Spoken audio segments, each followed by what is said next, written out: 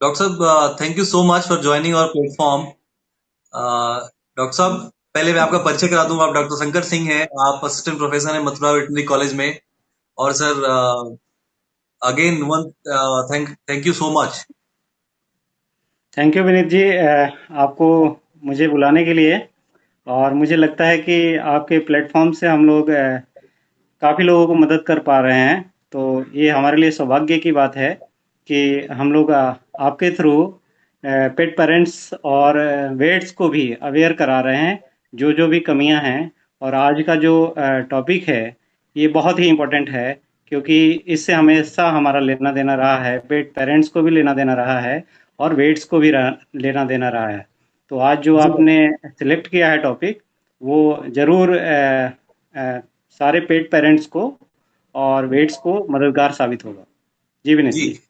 Doctor साहब, हम लोग रेबीज पे बात करेंगे आज। और रेबीज पे बात करेंगे डॉक्टर साहब, तो उसको हम इन टोटलिटी रेबीज वायरस के बारे में और उसका क्या इम्पैक्ट है, क्या अगर कोई इन्फेक्ट हो जाता है तो क्या करना चाहिए, क्या नहीं करना चाहिए। क्योंकि डॉक्टर साहब, तमाम जो बीमारियां हैं, जो वायरसेस हैं, जो वायरस या बैक्टीरिया से रिलेटेड जो बीमारियां हैं, उसके बारे में काफी जानकारी है, बट रेबीज को लेके गलतफहमियां बहुत ज्यादा है। और चाहे पेट पेरेंट्स हों, चाहे आप हमें पहले हम बात कर रहे थे वेट्स के को ले उनके पास भी काफी जानकारी नहीं है बहुत सी चीजों को लेके। तो डॉक्टर साहब, इस बारे में हम बात करेंगे। और सबसे पहले मैं आपसे पूछूंगा डॉक्टर साहब कि जरा आप हमें समझाएं रेबीज वायरस के बारे में, और ये वायरस कितना डेडली है। जी विनीत जी, जैसा आपने कहा, वेट्स में जानकारी है मैं कहूँगा, लेकिन मिसकंसेप्शन बहुत सारे हैं। तो जी उसको आज हम लोग क्लियर करना चाहेंगे। और ये जो रेबीज बीमारी है, जिसे हम लोग पागलपंती की बीमारी कहते हैं आम भाषा में, अगर कहें पागल कुत्ते के काटने से जो बीमारी होती है ये कहें।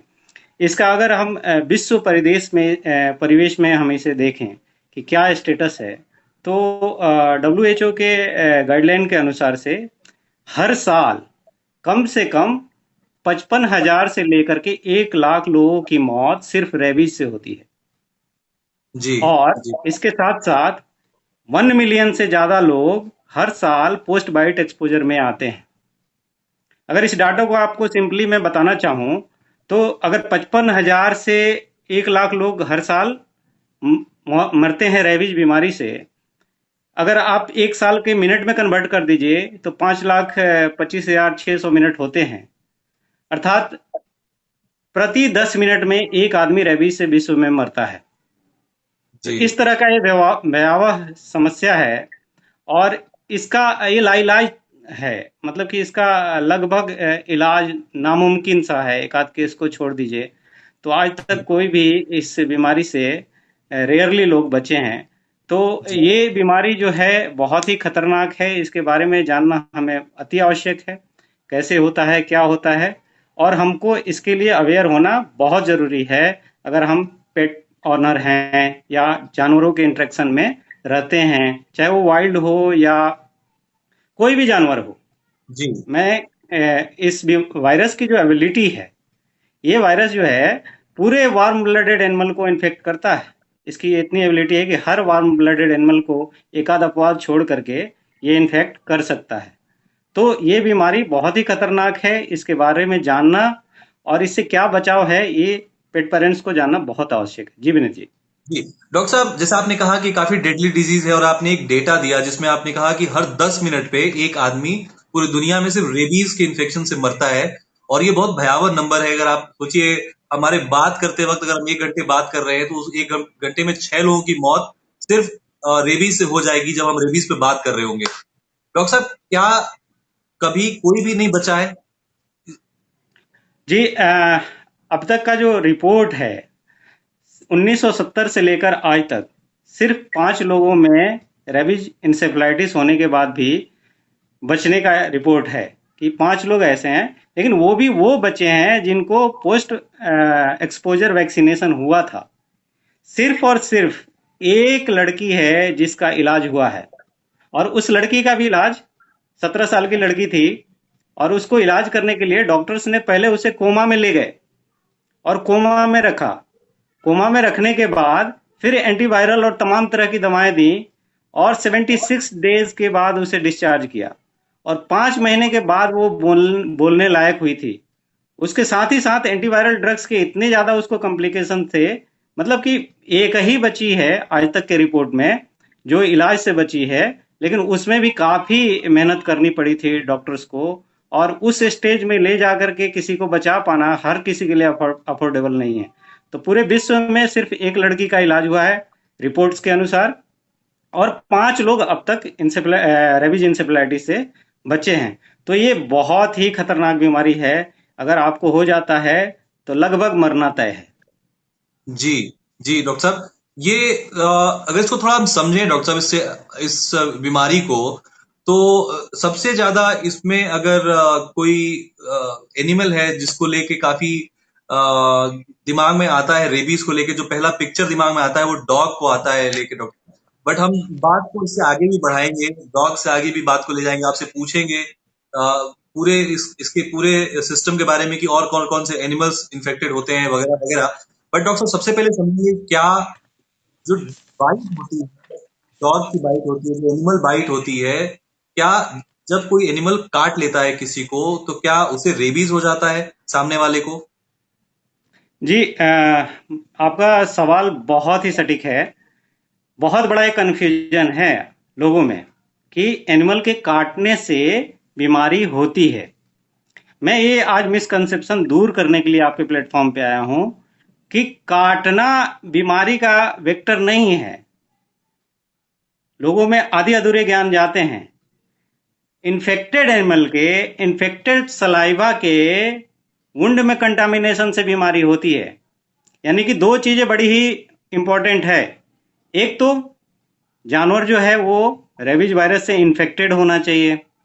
दूसरा, उसके सलाइवा में सफिशिएंट अमाउंट में वायरस होना चाहिए।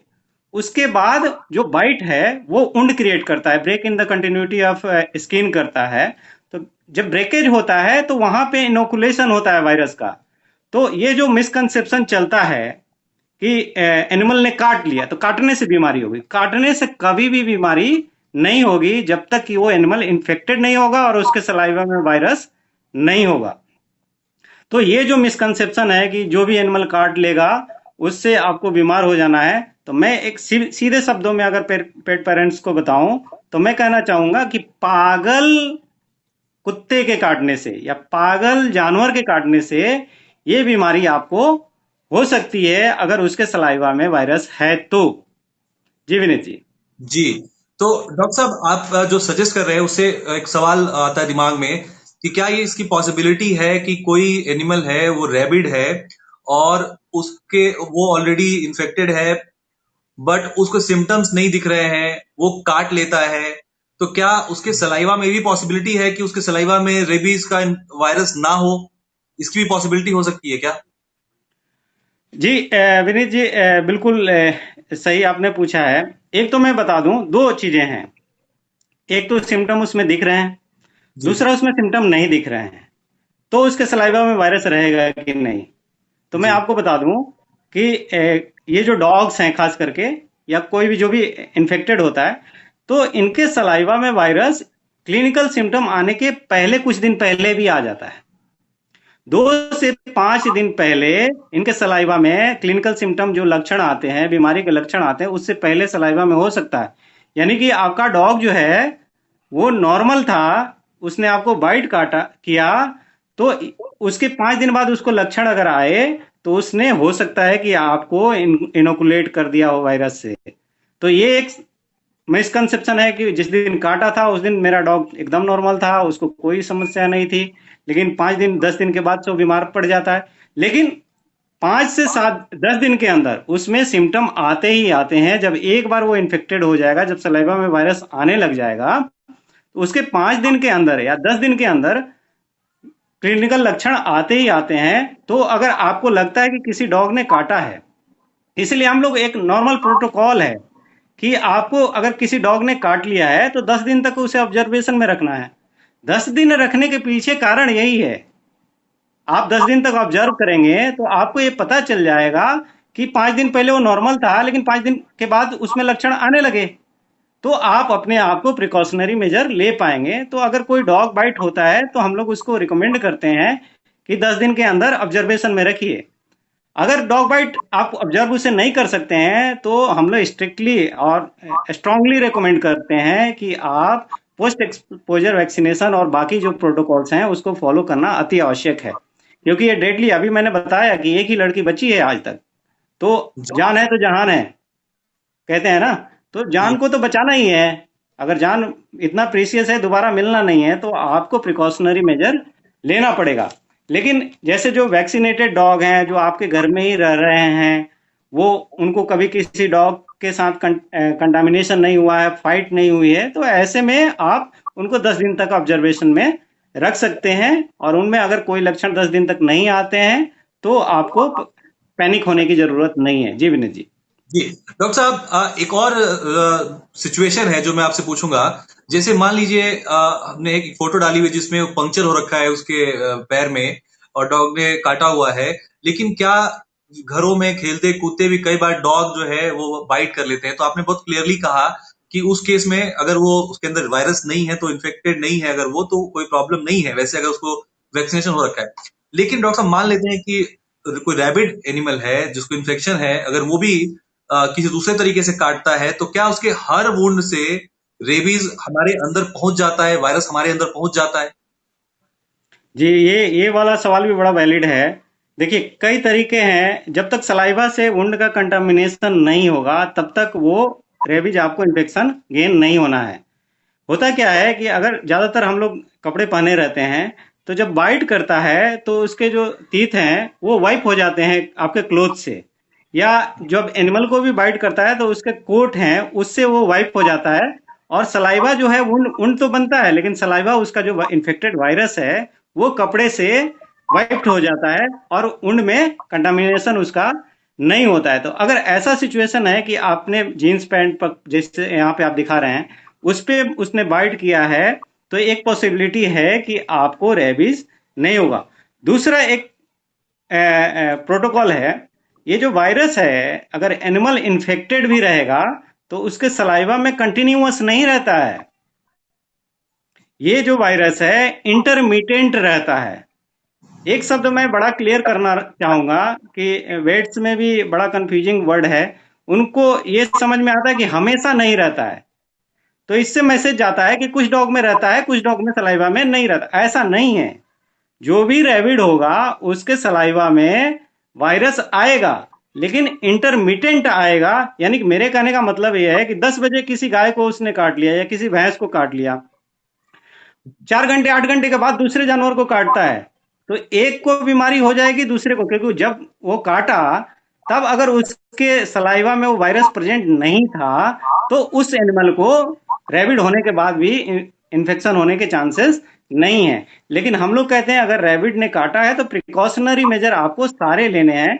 तो कभी कभी लोग कहते हैं कि जे उसी कुत्ते ने 5 को काटा, इसमें से 4 मर गए, एक क्यों नहीं मरा? तो एक नहीं मरने के पीछे कारण ये रहा होगा कि जब उसने काटा तब उसके सलाइवा में वो वायरस नहीं था, या किसी तरह से वो वाइप आउट हो गया, या वहां से कंटामिनेट नहीं कर पाया।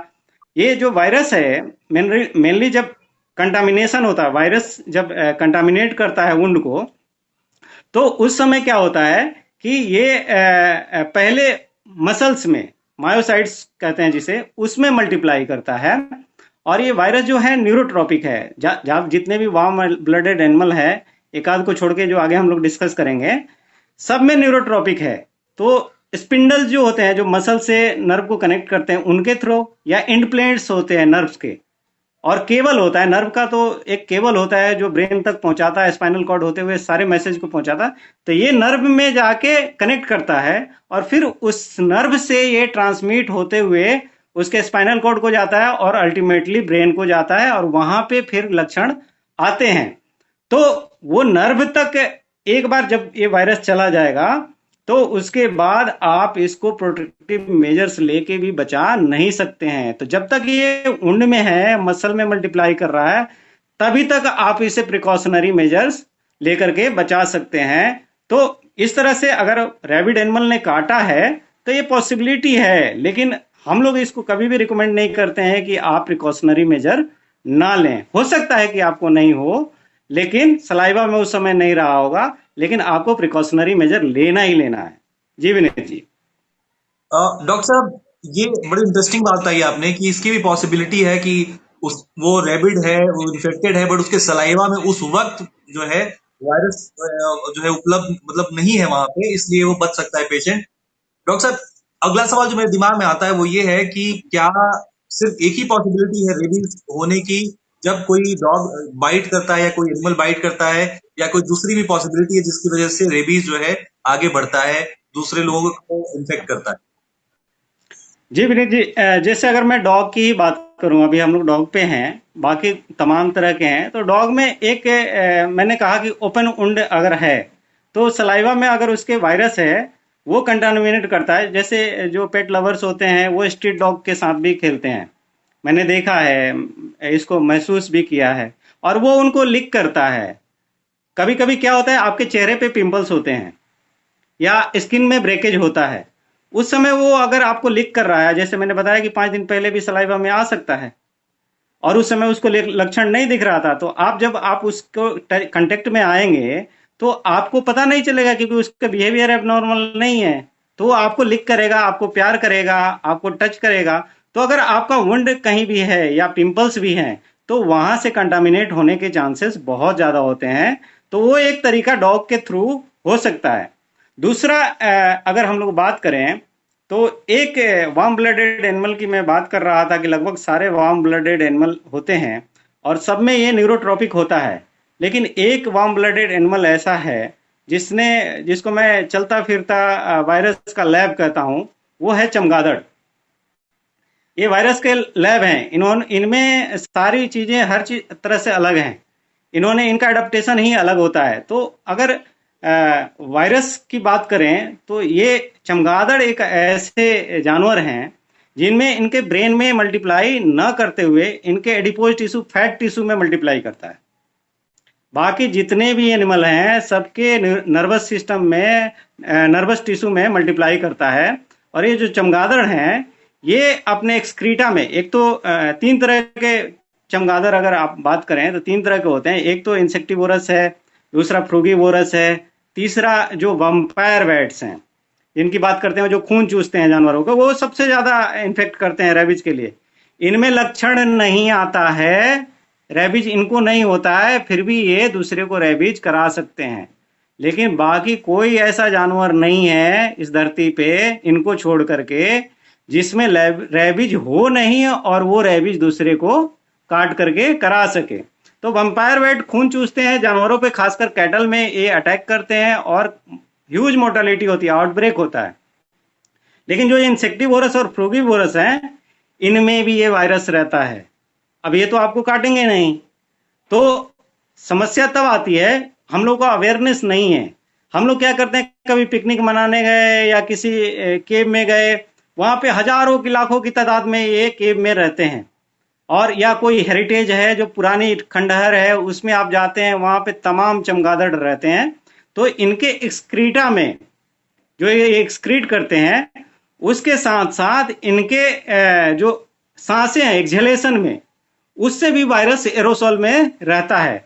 और वो केव जो ज्यादातर होते हैं वो वेंटिलेशन वहां नहीं होता है। तो अगर ऐसे जगह पे जहां पे वेंटिलेशन नहीं है और चमगादड़ों की तादाद ज्यादा है, वहां अगर आप जाएंगे तो एरोसोल से ट्रांसमिशन हो सकता है, आपकी आंखों की म्यूकस मेम्ब्रेन से वायरस आप में जा सकता है। तो मैं कहूंगा खास करके पेट ऑनर्स को कि अगर आप ऐसी जगहों पे जाते हैं जहां पे केव्स हैं, आपको बिना प्रोटेक्टिव मेजर्स के नहीं जाना चाहिए। केव्स, चमगादड़ के पास तो जाना ही नहीं है, क्योंकि मैं इनको कह रहा था ना कि ये वायरस के लैब हैं, इनके पास तमाम तरह के वायरस होते हैं, तो इनसे जितना दूरी बनाए रखें उतना अच्छा है, इनके पास जाने की जरूरत नहीं है। अगर कहीं गलती से आप पहुंच गए हैं तो इमीडिएटली वहां से आप इवेक्यूएट करने चाहिए, वहां से दूर चले जाना चाहिए। तो ये इनका जो एक्सक्रीटा है या सिक्रीशन है वो एरोसोल के माध्यम से आपकी आंखों के इस तरह या आपके म्यूकस मेम्ब्रेन से वायरस आप में जा सकता है और बिना काटे भी आपको इन्फेक्शन हो सकता है। तो यहाँ पे बाइट की भी जरूरत नहीं पड़ती है। इसी तरह से जो वेट्स हैं जो लैब में काम करते हैं वो प्रोटेक्टिव मेजर्स लेते हैं, उनको पता है कि वहां पे जब हम ब्रेन को हैंडल कर रहे होते हैं किसी इन्फेक्टेड वायरस का, ऐसे जो मरा हुआ जानवर है उसके ब्रेन को जब हम प्रोसेसिंग कर रहे होते हैं डायग्नोसिस के लिए, उस समय भी एरोसोल से ट्रांसमिशन होता है आंखों के थ्रू। तो स्पेशल गोगल्स पहनने के लिए रिकमेंड किया जाता है, मास्क पहनने के लिए रिकमेंड किया जाता है। तो जरूरी नहीं है कि बाइट होगा तभी आपको वायरस होगा। ये वायरस आपको आंखों से भी, म्यूकस मेम्ब्रेन के कांटेक्ट से भी, एरोसोल से भी ट्रांसमिट हो सकता है। जी विनीत जी। जी डॉक्टर साहब जैसे आपने कहा कि जैसे बैट का आपने बड़ा एक इंटरेस्टिंग टर्म आपने यूज किया, चलता फिरता लैब कहा आपने। और इस बारे में बैट को लेके हम आपसे कहेंगे कि एक लाइन अगर आप थोड़ा सा समझाएं इस बारे में कि जैसे आपने टर्म यूज किया, बीच में एक सेंटेंस यूज किया, आपने कहा कि उनको कुछ नहीं होता है।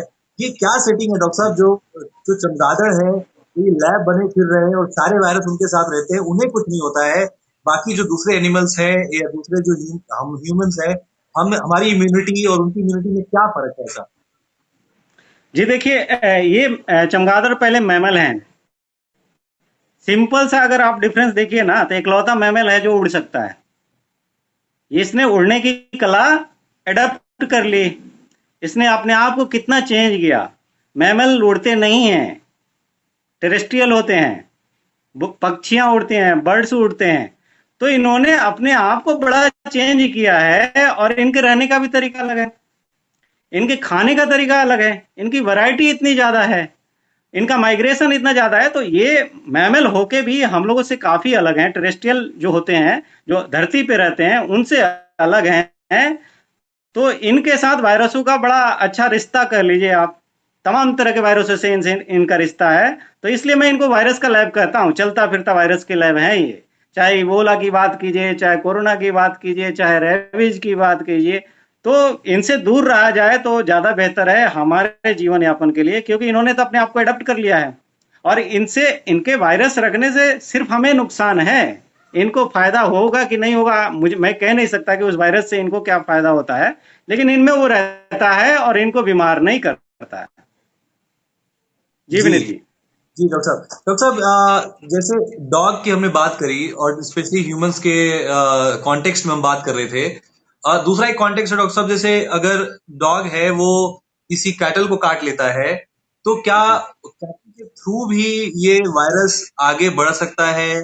क्या उसके थ्रू भी वो, जैसे गाय है, अगर गाय को काट लिया किसी रैबिड डॉग ने, तो वो तो इन्फेक्टेड हो गई। क्या, क्योंकि गाय तो काटती नहीं है किसी को, तो वो कैसे आगे फैलाती है? क्या उसको भी चांस है फैलने का या बिल्कुल चांस नहीं है? देखिए, जो आपने सवाल उठाया कि गाय तो काटती नहीं है, इसीलिए कैटल को डेड एंड होस्ट कहते हैं। डेड एंड का मतलब ये होता है कि वहां पे वायरस जाएगा, उसके बाद आगे का चेन उसका हो जो है वो ब्रेक हो जाएगा, यानी कि वो काटेगी नहीं, तो इसलिए दूसरे को होगा नहीं। तो इनमें बाइटिंग बिहेवियर नहीं है कैटल में, लेकिन इनसे भी ट्रांसमिट होता है। इनसे भी ट्रांसमिट होता है, और खास करके हमारे जैसे वेट्स को होता है। हम जो वेट्स हैं बड़े हाई रिस्क पे रहते हैं। होता क्या है कि जब इसको डॉग ने बाइट किया है, इनको सिम्टम आता है, तो इनके सिम्टम में एक ऐसे लगता है ऑनर को कि जैसे इनके गले में कुछ फंस गया है। पानी पीना चाहती हैं, पी नहीं पाती हैं, चारा खाना चाहती है, खा नहीं पाती हैं। तो पहले ऑनर बताता है कि इसके गले में कुछ फंसा है, और लार भी गिराती हैं क्योंकि निगल नहीं पाती हैं। तो ऑनर कहता है कि गले में कुछ ना कुछ फंसा है, और जैसे डॉक्टर को बुलाएगा, पहले यही बोलेगा कि आलू फंस गया है, बड़ा सा आलू इसके फंसा हुआ है। उसने देखा हो चाहे ना देखा हो, तो डॉक्टर उसकी बातों में आ जाते हैं, वेट्स जो हैं उसकी बातों में आ जाते हैं, और अपने आप को रिस्क में डाल देते हैं, उसके मुंह में खोजने लगते हैं। ये गलती कभी भी नहीं करना चाहिए जब तक कि आप श्योर न कर लें कि इसमें सही में ऑब्स्ट्रक्शन है कि नहीं। बाकी के लक्षणों से आपको कोरिलेट करना चाहिए, प्रिकॉशन में लेना चाहिए। जो भी वेट्स हैं उनसे मेरा रिक्वेस्ट है कि ऑनर जो बताता है उस पर रिलाई ना करें। आप सिर्फ सिर्फ पूछते हैं कि कभी इसको डॉग बाइट हुआ है, इमिडिएटली वो कहता है कभी नहीं हुआ है। ऑनर जो है, फार्मर जो है, इमिडिएटली कहता है कि कभी नहीं, भले हुआ भी है, छुपा भी लेता है, जी क्योंकि उसको लगता है कि अगर मैंने कह दिया कि इसको कुत्ते ने काटा था तो डॉक्टर साहब कोई इलाज नहीं करेंगे और इसे छोड़ देंगे, और ये बीमारी का इलाज नहीं होता है ऐसा बता देंगे। तो वो ये कभी मानने को तैयार ही नहीं होता है। अगर डॉग बाइट हुआ है तो मानने को तैयार ही नहीं होता है। और फिर आप एक्सप्लोर करने के लिए प्रोटेक्टिव मेजर्स लिए बिना अगर आपने हाथ उसके मुंह में डाला है, तो हमारे नेल्स जो होते हैं उसके बगल से भी ओपनिंग रहती है, हमेशा स्किन में ब्रेक रहता है, वहां से भी वायरस जा सकता है। उसका सलाइवा आपके म्यूकस मेम्ब्रेन को भी टच कर सकता है, इससे भी जा सकता है। तो वो वेट्स के लिए एक बहुत बड़ा खतरा है। दूसरा अगर मैं बताऊं तरीका जो है, ये वायरस जो है जब इन्फेक्ट कर लेता है ब्रेन को, जब ब्रेन में चला जाता है, सिम्टम जब आने लगते हैं, तो पहले जैसे मैंने बताया जहां बाइट हुआ वहां से वो नर्व के थ्रू स्पाइनल कॉर्ड को जाएगा, स्पाइनल कॉर्ड से फिर ब्रेन को जाएगा। तो इसको हम लोग कहते हैं सेंट्रीपिटल, मतलब सेंटर की तरफ जाना। फिर जब ब्रेन में इंसेफेलाइटिस कर देता है, माइलो इंसेफेलाइटिस कर देता है, इसके बाद ये वायरस जो है फिर नर्व के थ्रू ही, ये ब्लड में नहीं जाता है, कभी भी ब्लड में नहीं जाता है, नर्व के थ्रू ही डिफरेंट ऑर्गन्स को जाता है। जी। तो जो भी ग्लैंड्स हैं उनमें भी नर्व से जाता है, स्लाइवरी ग्लैंड में जाता है, टेस्ट बर्ड में जाता है, स्किन में जाता है, तमाम तरह के ऑर्गन है वहां पे जाता है और वहां के नर्व को डैमेज करता है और उस तरह के लक्षण करता है। तो अगर ये वायरस जो है गाय के दूध में भी आता है, तो अगर दूध में आया है और उसके बछड़े ने दूध पिया है, तो उस बछड़े में भी हो सकता है। अगर आपके बच्चे ने कच्चा दूध पिया है, उबाल के नहीं पिया है, तो आपके बच्चे को रिस्क है अगर वो रेबीज से मरी है, क्योंकि दूध में वायरस आता है। तो इस कंडीशन में आपको प्रोटेक्टिव मेजर्स लेने चाहिए, आपको पोस्ट एक्सपोजर वैक्सीनेशन के लिए रिकमेंडेड है, उस बछड़े के लिए भी रिकमेंडेड है। अब सवाल ये उठता है, कुछ वेट्स को ऐसा लगता है कि जब बछड़ा दूध पीता है तो हमेशा चांस नहीं है। जब फार्मर आके हमसे पूछता है कि ये पीने से हो सकता है क्या, तो एक मिसकंसेप्शन सा है, लोगों को लगता है कि जे अपना ही कंसेप्ट बनाया हुआ, कहीं रिपोर्ट उपोर्ट नहीं है, ऐसा कुछ है नहीं कि मुंह में छाले होंगे या कहीं कटा फटा होगा तो वहां से वायरस चला जाएगा। क्योंकि हमारे दिमाग में है कि जब तक वुंड नहीं होगा तब तक ये वायरस जो है इन्फेक्ट नहीं करेगा, और ये बिल्कुल ही गलत है। इंजेक्शन से भी वायरस स्प्रेड करता है और इन्फेक्ट करता है। आपके मुंह में टेस्ट बर्ड है, जीभ पे आपके टेस्ट बर्ड है, वहां से वायरस जाता है। आपका ओरल म्यूकस मेम्ब्रेन है, उससे वायरस जाता है। आपका इंटेस्टाइनल म्यूकस मेम्ब्रेन है, वहां से वायरस जाता है। तो खाने से वायरस जाता है। इसी तरह से अगर कोई गाय मर गई है, उसको क्या करते हैं किसान, खेतों में या बाहर ऐसे ओपन में डिस्कार्ड कर देते हैं, तो गांव के फिर कुत्ते खाते हैं उसे, या जैकाल्स हो गए, फॉक्सेस हो गई, ये सारे उसको खाते हैं। तो जब मैं कह रहा था जैसे स्प्रेड होता है, तो ये उसके डिफरेंट टिश्यूज में भी आता है, उसके सलाइवरी ग्लैंड में आता है, उसके स्किन में आता है। तो ये जो जानवर उसको खाएंगे मरने के बाद, कार्कास को जब खाते हैं, तो इनको भी इंजेक्शन से होने की चांसेस बिल्कुल है। क्योंकि वायरस जो डेड एनिमल है, अगर 20 डिग्री से टेम्परेचर कम हो जाए, इन्वायरमेंटल टेम्परेचर अगर 20, जाड़े के दिनों में 20 से कम ही रहता है, उस कंडीशन में अगर आपने कार्कस को फेंका है, बाहर एक्सपोज में डाल दिया है, सही से उसे डिस्पोज ऑफ नहीं किया है, तो उसमें वायरस कई दिनों तक रहता है। यानी कि ब्रेन में ही नहीं, मैं कह रहा हूं ब्रेन में तो रहेगा ही रहेगा। ब्रेन से जो सेंट्रीफ्यूगर उसके सलाइवा में आया है, उसके स्किन में आया है, उसके डिफरेंट ऑर्गन्स में गया है नर्व के थ्रू, वो वायरस उसमें कई दिनों तक रह सकता है। और फिर ये जब जानवर खाएंगे तो इनको फिर से हो जाएगा और फिर से ये साइकिल चल जाएगी। जी। तो डॉग्स में फिर से ये आ जाएगा। तो डेड एंड काटने से के लिए आप डेड एंड कह सकते हैं उससे, लेकिन और तरीके जो पॉसिबल तरीके हैं उससे ये वायरस जो है दूसरे को ट्रांसमिट हो सकता है। ये जो कंसेप्ट है, मैं इसलिए कह रहा हूं कि कुछ वेट्स हैं उनको लगता है कि उनसे ही होना चाहिए। मैं उनको इन्फॉर्म करना चाहता हूं कि क्या इसके पीछे लॉजिक क्या है। मैं क्यों कह रहा हूं कि खाने से भी हो जाएगा, उसका मांस भी खाया तो भी हो जाएगा, या उसका दूध पिया तो भी हो जाएगा, उंड हो या ना हो। एक्चुअली आप देखेंगे तो बेसिक कंसेप्ट क्या है, इसको रोकने के लिए टीका लगाया जाता है।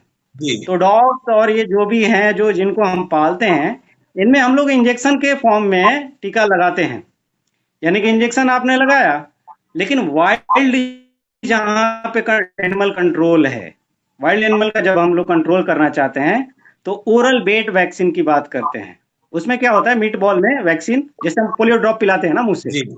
वैसे वो वैक्सीन होती है, वो लाइव एटीन्यूएटेड वैक्सीन होती है। और वो वायरस ही होता है। वैक्सीन का मतलब क्या होता है, वायरस है लेकिन वो बीमार करने लायक नहीं है। तो वाइल्ड को तो आप इंजेक्शन नहीं लगा सकते हैं ना। तो वाइल्ड एनिमल को बचाने के लिए जो वैक्सीन किया जाता है, यूज किया जाता है, वो ओरल बेट वैक्सीन होता है। जी तो मैं ये कह रहा हूं कि जब ओरल बेट वैक्सीन खिलाने से वायरस अपने आप को बॉडी के अंदर एस्टेब्लिश करके एंटीबॉडी प्रोड्यूस करा सकता है, तो ओरिजिनल वायरस को जब आप खाएंगे या किसी तरह से इंजेस्ट करेंगे, तो क्या वो बीमार नहीं कर सकता है? जरूर करेगा ना। क्योंकि जी जो वैक्सीन एंटीबॉडी बना रही है वो वायरस के अगेंस्ट ही तो बॉडी बनाता है। यानी कि वायरस आपके बॉडी में मल्टीप्लाई करता है खाने के बाद भी, एनिमल में खाने के बाद भी मल्टीप्लाई करता है। तो ये एक सोर्स है। तो जब भी मैं खासकर किसानों से अनुरोध करूंगा, जो किसान भाई हमारे यहाँ हैं, अगर कोई एनिमल रेबीज से मरता है तो उसके कार्कास का और उसके बॉडी का डिस्पोजल प्रॉपर करें। कभी भी खुले में उसे फेंकने की जरूरत नहीं है। नहीं तो आप अपने गांव के लिए थ्रेट पैदा कर रहे हैं। हो सकता है कि जिस कुत्ते ने काटा था वो 10 दिन में मर जाता है। मैंने बताया कि सिम्टम आएगा तो उसके 2-4 दिन बाद ही मरता है। जब काटने लगता है तब 2-4 दिन के बाद वो मर जाता है। तो आपके उस कुत्ते से तो आपके गांव को छुटकारा मिल गया, लेकिन बाकी 10 ने खाया, वो 10 अब तैयार हो गए हैं भैया जी आपके गांव को फिर इन्फेक्ट करने के लिए।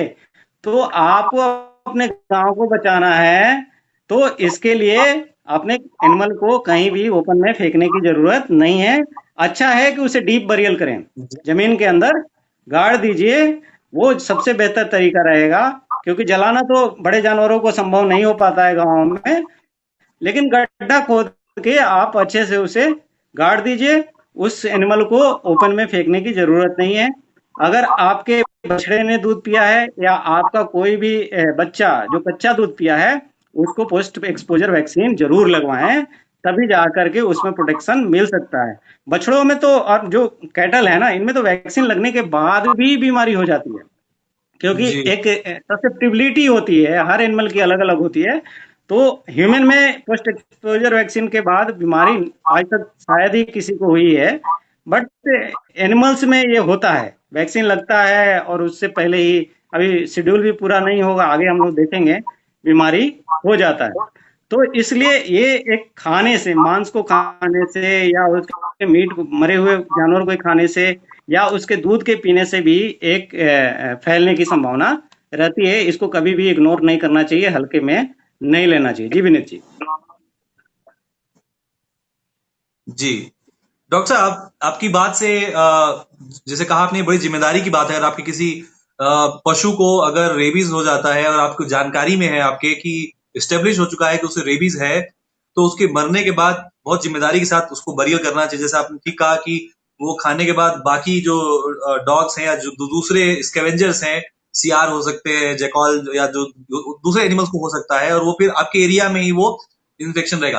डॉक्टर साहब, लेकिन मीट की कंजम्पशन की बात अगर आप कर रहे थे, तो मैं पूछना चाहूंगा आपसे कि क्या ये सिचुएशन हो सकता है कि अगर किसी डॉग ने किसी जैसे बकरी को, जैसे वो मीट जिसको ह्यूमन कंज्यूम करता है, लेकिन उसे वो पका के खाता है, अगर वो खा लेता है गलती से, तो क्या आपको लगता है कि वहां पे ये नल एंड वॉइड हो जाता है ये सिचुएशन?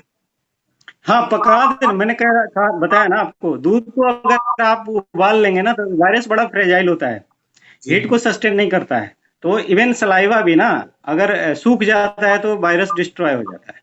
ठीक तो है। अगर आपने उसे उबाल लिया है या पका दिया है तो आपको नहीं होगा। लेकिन मैं तो कहूंगा जो रैबिड एनिमल है उसे बेचना ही क्यों है? जी आदमी भी खाते हैं। जो आपको सस्पेक्टेड है कि बकरी, अगर बकरी में हो गया है, वो रैबिड है, तो कभी भी हमारे लॉ में है ये कि कोई भी बीमार पशु को आप स्लॉटर नहीं कर सकते हैं। लेकिन चलता है। जी तो उससे तो मतलब हजार्ड तो है ही ना। जी जी जी जी जी तो हमें, हमारे लिए रिस्क है, बिल्कुल रिस्क है अगर हम कच्चा खाते हैं तो। जी डॉक्टर कुछ साहब। लोगों का आदत भी है, जानवरों में भी आप देखेंगे ना, गांव में अगर आप जाएंगे तो कच्चा गुर्दा खाते हैं। कुछ लोगों के आदत होते हैं, कच्चा दूध पीने से उनको लगता है कि बहुत मुझे ताकत आएगी। ये बिल्कुल गलत है। कच्चा दूध पीने की जरूरत क्या है भैया? कच्चा दूध पीने से तमाम तरह की बीमारियां होती हैं। सबसे बड़ी बीमारी अगर मैं कह दूं ना, रेबीज नहीं भी हो, तो कैटल से सबसे ज्यादा बीमारी जो फैलती है वो ट्यूबरकुलोसिस है, और कच्चा दूध पीने से फैलता है। तो ये जो जी गलत प्रैक्टिसेस हैं उसको मतलब कि आपको खत्म करने की जरूरत है। दूध पीना है तो उबाल के ही पियो, या उसे एक हीटिंग करने के बाद ही पीना चाहिए। कच्चा दूध पीने की जरूरत नहीं है। जी विनीत जी। जी डॉक्टर साहब, गांव में तो इस बात की शाबाशी लोग लेते हैं कि मैं कच्चा दूध सुबह सुबह गाय के भैंस के थन के नीचे से 2 लीटर 4 लीटर 5 लीटर पी जाता था, और मेरे दादाजी पी जाते थे, मेरे पिताजी पी जाते थे। तो ये बड़ी मिसकॉन्सेप्शन है डॉक्टर साहब, बात इसमें कोई दो नहीं है, शायद आज भी जी, है। ये जो कहते हैं ना, उनको उनको ये भी नहीं पता होता था कि टीबी कैसा होता है। अब जी पता जी जी चलने जी लगा है कि टीबी से मरे हैं, कि कैंसर से मरे हैं, कि ब्रुसेलोसिस से मरे हैं, कि रेबीज से मर गए तो मर गए। जी उस जी जमाने में इस तरह से इन्वेस्टिगेशन भी तो नहीं होता था। आप बचे रहे तो बचे रहे। ह्यूमन में अगर टीबी की हम लोग बात करें ना, दूसरे भटक रहे हैं, लेकिन मैं बता दूं आपको, टीबी का मेजर सोर्स बोवाइन है जी। हम लोगों को टीबी देने में। इनका बहुत अ- बड़ा रोल होता है। तो अच्छा। जो वहां पे हैंडलर्स है ना, उनको भी होता है। और ये कई दिनों तक इनके एक्सेलेशन में आता है, मिल्क में आता है। तो अगर आप कच्चा दूध पियेंगे तो आप रिस्क पे हैं बहुत ज्यादा। जी। दूधिया इसीलिए ज्यादा बीमार पड़ते हैं। जो हम्म। गाय गौशाला वगैरह में काम करते हैं ना, वो कच्चा छुप के पी लेते हैं। जी जी जी और उस जी। गाय को मान लीजिए टीबी है, तो वो भी टीबी ले लेता है, क्योंकि वो धन करेगा, चोरी से पीता है।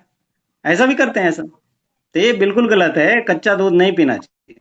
जी। ठीक है डॉक्टर साहब, अब जैसे हम लोग इस पूरे इस चेन की बात कर रहे थे कि किसी रेबिड एनिमल को, मान लीजिए किसी एनिमल को इन्फेक्शन हो गया, वो रेबिड है, अब वो उसने किसी गाय को काट लिया, भैंस को काट लिया, उसके बाद उसके काफ को हो जाता है या ह्यूमन को हो जाता है। फिर आपने बताई बात उसके मांस खाने से कैसे जो स्कैवेंजर्स हैं उनमें फिर वो वायरस चला जाता है, वो सर्कल चलता रहता है। एक सवाल है डॉक्टर साहब, क्या जो ह्यूमन है उनकी भी बात कर लेते हैं, अगर क्या वो भी आगे वायरस फैला सकते हैं? इनको भी डेड एंड इसीलिए कहा जाता है क्योंकि ये काटते नहीं है ना दूसरे को। लेकिन अगर उनका सलाइवा, अगर आपके आदमी का भी सलाइवा आपके कांटेक्ट में आया, आपके म्यूकस मेम्ब्रेन में आया, आप उसके क्लोज गए, तो फिर तो ट्रांसमिट हो जाएगा। क्योंकि जी हमारा रोल जो है वो सलाइवा का कंटामिनेशन है, क्योंकि हमारे भी सलाइवा में आता है। जब हम इन्फेक्टेड हो जाते हैं, हमें नर्वस सिम्टम आने लगते हैं, उस समय हमारे सलाइवा में ये आता है वायरस। और उस सलाइवा से आप कांटेक्ट में किसी तरह से अपने वुंड को ला दीजिए, या आप आपकी आंखों में चला जाए उनका लार, तो हो सकता है। जी। तो जी एक, विनीत एक जी। ही एक मतलब अगर कोई भी कॉन्टामिनेटेड है तो उससे दूरी मेंटेन करके रखना इंपॉर्टेंट है। डॉक्टर साहब एक चीज समझे, अगर कि क्या ऐसी कोई स्टडी है जो अगर आपको पता हो आप बताएं, हमें एनरिच करें कि कौन कौन से एनिमल्स हैं जो ज्यादा वल्नरेबल हैं रेबीज को लेके, उनमें कंटामिनेशन जल्दी होता हो, या कुछ ऐसे एनिमल्स हो जो इम्यून है उससे, उन्हें बहुत फर्क नहीं पड़ता हो। जी जी विनीत जी, ये बड़ा ही जानने वाला सवाल है। जैसे मैं कह रहा था ना कि कैटल में वैक्सीन भी लगाया तो भी हो जाता है। ये ससेप्टेबिलिटी पे डिपेंड करता है कि ये स्पेसिफाइड ससेप्टेबिलिटी होती है। अगर मैं वेरी हाई जिसको टॉप मोस्ट पे रखूं, तो उसकी जो ससेप्टेबिलिटी होती है उसमें आते हैं जैकाल्स, फॉक्सेस, सायोड्स, वोल्व्स एंड रोडेंट्स। ये सबसे हाईली ससेप्टेबल हैं, यानी कि इनको उसने काटा नहीं कि वो 10 दिन 15 दिन के अंदर ही उनको बीमारी हो जाना है। आप प्रोटेक्टिव मेजर लेंगे, उसके बाद भी इनमें बीमारी हो जाएगी। दूसरे नंबर पे जो जानवर आते हैं, उसमें आता है skunks, raccoons, bats, rabbits, cattle. They are called as highly susceptible. इनको हम लोग कहते हैं they are having high susceptibility. उनके दूसरे नंबर पे कैटल इसमें दूसरे नंबर पे है। तीसरे नंबर पे जो आता है वो मॉडरेटली ससेप्टेबल के नाम पे, जिसमें डॉग है, शीप है, गोट है, हॉर्सेज है, नॉन ह्यूमन प्राइमेट्स है, तो ये तीसरे नंबर पे आते हैं। यानी कि मैं आपको क्लियर कर दूं कि डॉग में ससेप्टेबिलिटी कैटल से कम है। यानी कि एक कुत्ते ने एक कुत्ते को काटा और एक कैटल को काटा, भैंस को काटा। दोनों को आपने एग्जैक्ट जो प्रोटोकॉल है, प्रिवेंटिव मेजर्स लिए, कैटल में बीमारी हो जाएगी, लेकिन कुत्ता, डॉग जो है वो बच सकता है, अगर प्रिवेंटिव मेजर्स आपने प्रॉपर लिया है तो। हम लोगों में भी इस तरह की स्टडी नहीं है। हम लोगों में जो है ये वायरस जो है, हम लोगों में बचने के चांसेस बहुत ज्यादा होते हैं। और जो लिस्ट ससेप्टेबल में आता है वो, या कभी कभी लोग कहते हैं कि ये जो वायरस एनिमल है, इसमें ये बीमारी नहीं होती है या ये रेसिस्टेंट है, वो प्रिमिटिव मैमल है, दैट इज ऑपोसम। ऑपोसम एक ऐसा जानवर है जो माना जाता है मैमल होने के बाद भी जिसमें ये वायरस इन्फेक्ट करने की कैपेबिलिटी नहीं होती है, इसे लिस्ट ससेप्टेबल पे रखा जाता है। या बर्ड्स हैं, इसको इनको भी लिस्ट ससेप्टेबल में रखा जाता है। तो एक रेंज है। अगर डॉग और कैट की बात अगर आप करें कि इनमें ज्यादा ससेप्टेबल कौन है, तो जी।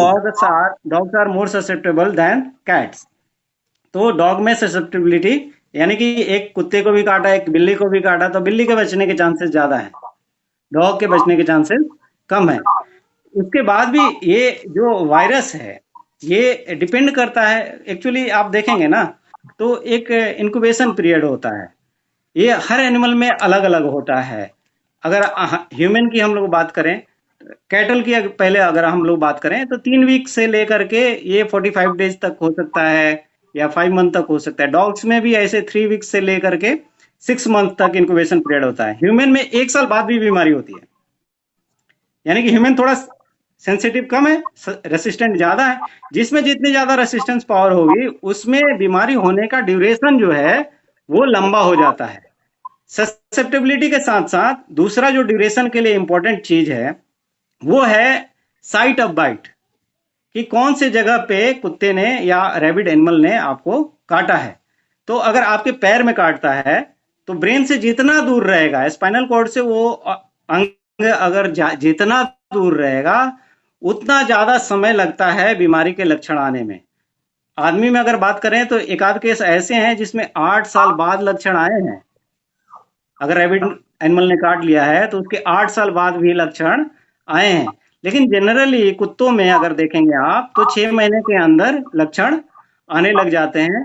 कैटल ज्यादा ससेप्टेबल हैं, तो 15 दिन के बाद ही आ जाते हैं, 20 दिन के बाद ही आ जाते हैं।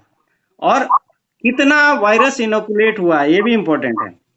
कैटल में अगर हम लोग बात करें ना, तो कैटल में ज्यादातर जो काटने का कौन से एरिया में काटता है, अगर उसके आपके लिप्स पे काटा है, मजल पे काटा है, यहाँ पे नर्व का इनर्वेशन बहुत ज्यादा होता है। और कैटल में अगर आप देखेंगे ना, तो डॉग बाइट जो होता है पैरों पे नहीं होता है। जो रैबिट डॉग है उसके नाक पे ही काटता है, मजल पे ही काटता है, नाक पे काटता है। इसी तरह से एक मंगूज है, ये भी खूब वायरस को फैलाता है। और साउथ अफ्रीका ऐसे जगहों में, तो अगर इसकी आप बात करें ना, तो 70% केस मंगूज के चलते होते हैं। जहां पे कहीं पे डॉग प्रोमिनेंट है, कहीं पे मंगूज है, कहीं पे अगर यूरोप की हम लोग जैसे बात करें, तो वहां पे रेड फॉक्सेस हैं। हर एरिया का अलग अलग है। हमारे यहाँ भी मंगूज से बाइट खूब होता है कैटल का। अगर ये जैसे स्कूंक्स हैं, ये भी लैटिन अमेरिका और वहां पे खूब इन्फेक्शन को फैलाते हैं। तो मंगूज जो बाइट करता है, हमेशा नाक पे काटता है, और ब्रेन से नाक की दूरी भी कम है, और यहाँ पे इनर्वेशन भी बहुत ज्यादा होता है। तो अगर ऐसे जगह पे इसने काटा है, तो 15-20 दिन में ही आपको लक्षण आने लगते हैं। और टीके का जो प्रोटोकॉल है एनिमल में, पोस्ट एक्सपोजर प्रोटोकॉल है, 90 दिन तक का है। तो 90 दिन का टीका भी नहीं लगता है, उससे पहले बीमारी हो जाती है। और सच्चाई ये है, अगर आप डिटेल में जाएंगे, तो डे 0 पे अगर आपने टीका लगाया है, तो उससे प्रोटेक्टिव एंटीबॉडी जो बनती है, वो बनने में कम से कम 1 महीना का समय लगता है। तो 1 महीना का समय लगेगा। और मैंने आपको बताया कि जब तक उसके मसल में है, उंड में है, नर्व में नहीं गया है, तभी तक एंटीबॉडी उसको मार सकता है, उसको कंट्रोल कर सकता है।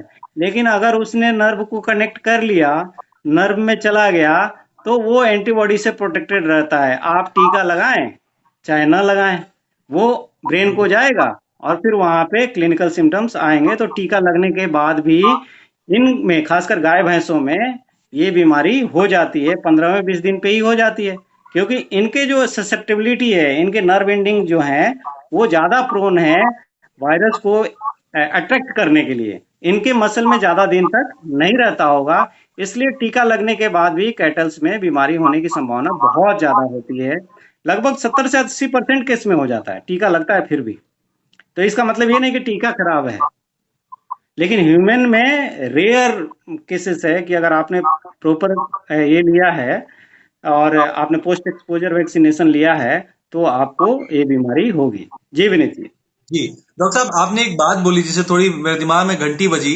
आपने कहा कि 8 साल तक होने के बाद भी, काटने के 8 साल बाद जो है वो सिम्टम्स दिखना शुरू होते हैं।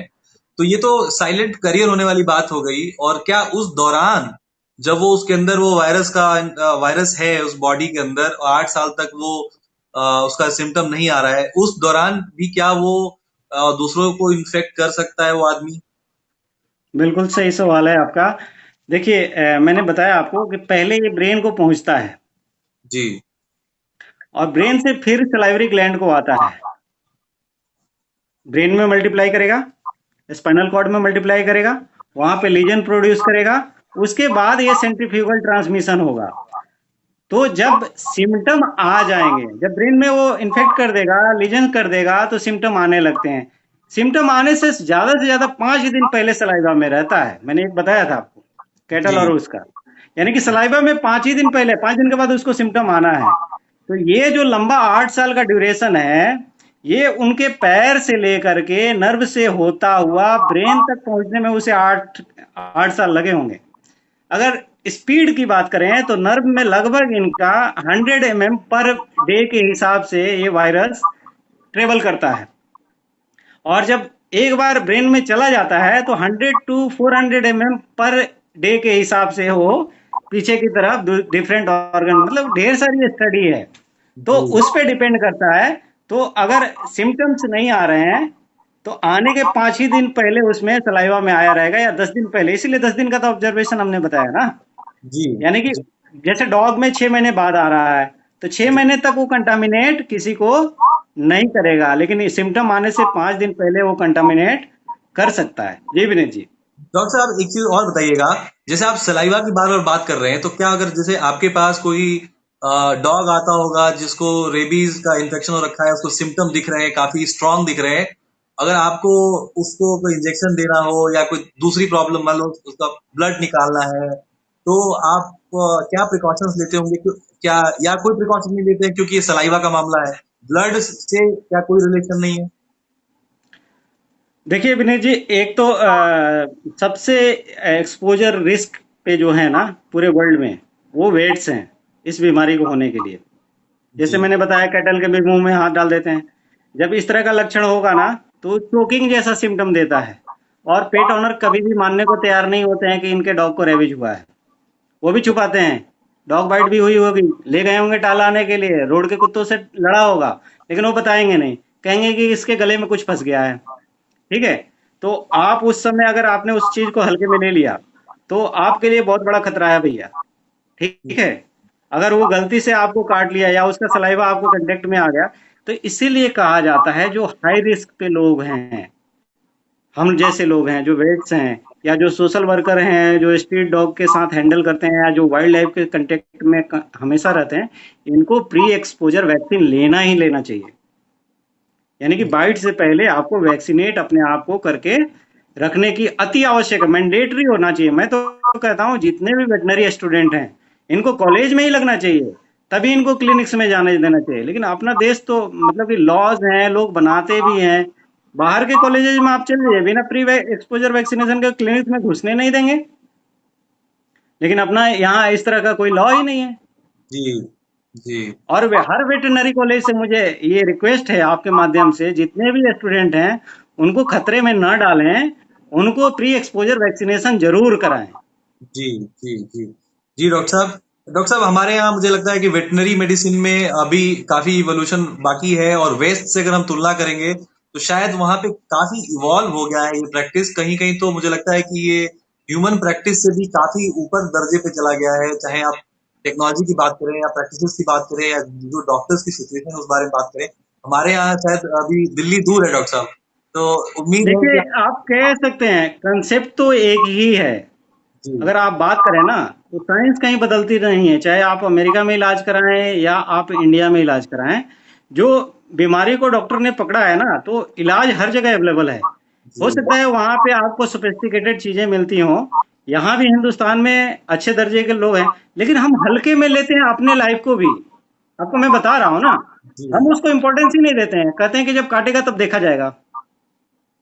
जी। मैं वेट हूँ, मैं रोज उसके कांटेक्ट में जा रहा हूँ भैया, तो मुझे प्री एक्सपोजर वैक्सीन लगना चाहिए ना। मुझे क्या पता कि कब उसका सलाइवा मेरे आंखों में चला गया। ठीक बात है। ठीक बात है। ठीक तो है। हम इसको तो हल्के में लेते हैं ना, कि हमारा लाइफ कोई इम्पोर्टेंट नहीं है, चलता है तो चलता है, अपने यहाँ तो जो चलता है चलता है। मतलब आप कितना भी काम कर लीजिए, लेकिन आपके प्री एक्सपोजर वैक्सीनेशन का कोई भी ऐसा लॉ नहीं है। हम तो कहते हैं लॉ बनाना चाहिए कि कोई भी वेटनरियन इसका लाइसेंस होना चाहिए। जी जी बाहर जी में आओ, अगर आप डॉग को देखिएगा ना, तो बिना वैक्सीनेशन का लाइसेंस पूरा किए आप डॉग रख नहीं सकते हैं। जी इंडिया में लाइसेंस नहीं है, लेकिन पेट पेरेंट्स अवेयर हैं, तो मैक्सिमम लोग अपने डॉग को वैक्सीनेट कराते हैं, और कराना ही चाहिए क्योंकि उनको रिस्क है। जी आपका डॉग बाहर जाके किससे फाइट करके आता है आपको पता नहीं चलता है। तो ठीक आप है। रिस्क पे हैं, आपके घर में वो रहता है, फिर भी अगर वो बाइट अगर आपको कर लिया, तो मैंने बताया कि बचना कितना मुश्किल है, जी एक जी बार बीमारी हो जाती है तो। जी डॉक्टर साहब, इसी जी बीच में विनीत जी। एक बार मैं इस बात को दोहराता चलूं, जैसे आपसे मैं बल्कि कहूंगा, जैसे इस बीच में हम जब बात कर रहे हैं तो कई सारे पेट पेरेंट हमसे जुड़े हुए हैं जो ये सवाल पूछते हैं, अगेन फिर वही बात आप दोहराएंगे, मैं फिर भी कहूंगा आप कहिएगा। वो पूछते हैं कि क्या, दो तीन सवाल होते हैं जो कॉमन सवाल है, मैंने अपने डॉग को रेबीज का इंजेक्शन लगवाया है, उसने फिर भी काट लिया है, तो क्या फिर भी रेबीज हो सकता है? दूसरा सवाल है कि बेसिकली इसी के आसपास सवाल है डॉक्टर साहब की जो। ये मुझे लगता है कि अभी मैं आगे आपको डिस्कस करूंगा, जब हम लोग वैक्सीनेशन की बात करेंगे, क्या प्रोटोकॉल होना चाहिए, कैसे होना चाहिए, हम लोग ठीक इस है, पे डिटेल में बात करेंगे। ठीक है। जी तो विनीत जी। जी ठीक है। तो जो आपसे जुड़े हुए हैं आप लोग जुड़े रहिएगा, लास्ट में हम डॉक्टर साहब इस पे बात करेंगे वैक्सीनेशन पे। और बहुत घबराने की बात नहीं है, क्योंकि हम जब जितनी भी बातें अभी तक कर रहे हैं वो हम उस सिचुएशन की बात कर रहे हैं जहाँ पे जो एनिमल है, डॉग है, वो उसको रेबीज का इन्फेक्शन हो रखा है। नॉर्मली सब डॉग्स में रेबीज। बिल्कुल, मैं अभी भी क्लियर कर दूं कि रेबीज जो है डॉग के काटने से नहीं होता है, इन्फेक्टेड डॉग के काटने से होता है, जब उसका इन्फेक्टेड सलाइवा उस वुंड में जाता है। ये एकदम क्लियर कट है, क्रिस्टल क्लियर कर लेना चाहिए। जी जब तक इन्फेक्टेड नहीं होगा कोई भी एनिमल, बैट को छोड़ दीजिए, जी बैट को मैंने बताया था, जी उसको छोड़ दीजिए, बाकी जितने भी जानवर हैं जब तक उनमें इन्फेक्शन नहीं रहेगा, उनके सलाइवा में वायरस नहीं रहेगा, वो आपको रेबीज देने वाले नहीं है। जी विनीत जी। जी ठीक है डॉक्टर साहब, आगे बढ़ते हैं और हम थोड़ा सिम्टम्स की बात करते हैं कि अगर हम ये समझे कि पहचाने कैसे कि किसी के डॉग में उसको रेबीज का इन्फेक्शन हो रखा है, क्या लक्षण आते होंगे, कैसे पहचानते होंगे? जी, ये बड़ा जानने वाला सवाल है कि एक तो पहले आपको आप घर में पाल रखे हैं, आपको ये पता होना चाहिए कि डॉग बाइट हिस्ट्री है क्या। ये बड़ा इंपॉर्टेंट है। उस पेट ओनर को पता होना चाहिए कभी इसने फाइट किया था क्या। इवन एक तो केस मेरे पास था, वो मानने को तैयार नहीं था, मैं जब पढ़ रहा था, और जी एक हमारे मित्र हैं डॉक्टर मंजूनाथ रेड्डी, तो रेबीज पे ही काम कर रहे थे हम लोग जब आईवीआरए में थे। तो मतलब मैं पूछ पूछ के थक गया उस ऑनर से कि, और वो बड़ा केयरिंग था, और मुझे सिम्टम्स जो लग रहे थे वो रेबीज के लग रहे थे। मैं पूछ के थक गया, उसने बोला आज तक किसी कुत्ते ने काटा नहीं है। फिर मुझे एक बाइट मार्क दिखा उसके नोज पे, तो मैंने बोला ये मार्क कैसे है। तो उस बंदे ने बताया कि ये चमगादड़ से एक बार उलझ रहा था, एक घर में आ गया था, उसने बाइट किया है। तो ऐसे भी कंडीशन रहते हैं, वो उसको हल्के में ले रहा था। फिर हमने उससे रिक्वेस्ट किया, हमने कहा कि ये डॉग आपके लिए रिस्की है, आप वैक्सीनेट कराओ, अपने आप को करो। फिर हम लोग में रेबीज अगर आपको कंफर्म लगता है तो यूथनेसिया है। वो डॉग जी मर गया। फिर हमारे मित्र जो मंजूनाथ रेड्डी थे, वो उसमें ब्रेन लेके हम लोग उसको टेस्ट करते हैं, और सीवियर इन्फेक्शन था उसमें, रेबीज का। जी तो जी ये सारी चीजें आप हाइड करके मतलब कि आप मतलब कि एक तरह से गुनाह करते हैं। तो जी एक तो बाइट का हिस्ट्री अगर कोई भी एनिमल का रहा हो तो उसको आप जरूर नोटिस करें। बाकी इसमें दो तरह का फॉर्म होता है, एक तो फ्यूरियस फॉर्म होता है, दूसरा डम फॉर्म होता है, डॉग की अगर हम लोग बात करें। लेकिन ये डम और फ्यूरियस, जो फ्यूरियस है उसमें जो एनिमल होगा एकदम नर्वस हो जाएगा, ठीक है, उसका एटीट्यूड है वो बदल जाता है, उसके बार्किंग का जो साउंड है वो बदल जाएगा। आप उससे कॉल करेंगे उसके नाम से तो अटेंशन नहीं देगा। एटीट्यूड बदलने का मतलब क्या है कि वो एग्रेसिव ही नहीं हो जाएगा हमेशा ही। अगर बड़ा ही डोसाइल आपका पेट था तो वो एग्रेसिव हो सकता है, काट सकता है, और जो आपका पेट बड़ा ही एग्रेसिव था वो एकदम डोसाइल हो सकता है। इस तरह के बिहेवियरल चेंज आते हैं।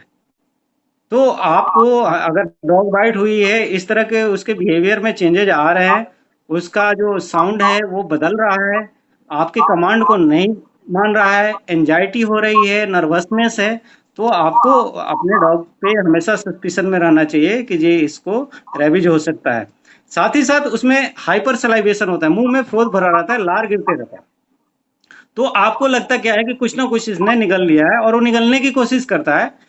हाइपर सलाइवेशन के पीछे दो कारण है। एक तो उसका फेरेंजियल मसल की जो है वो पैरालिसिस हो जाती है।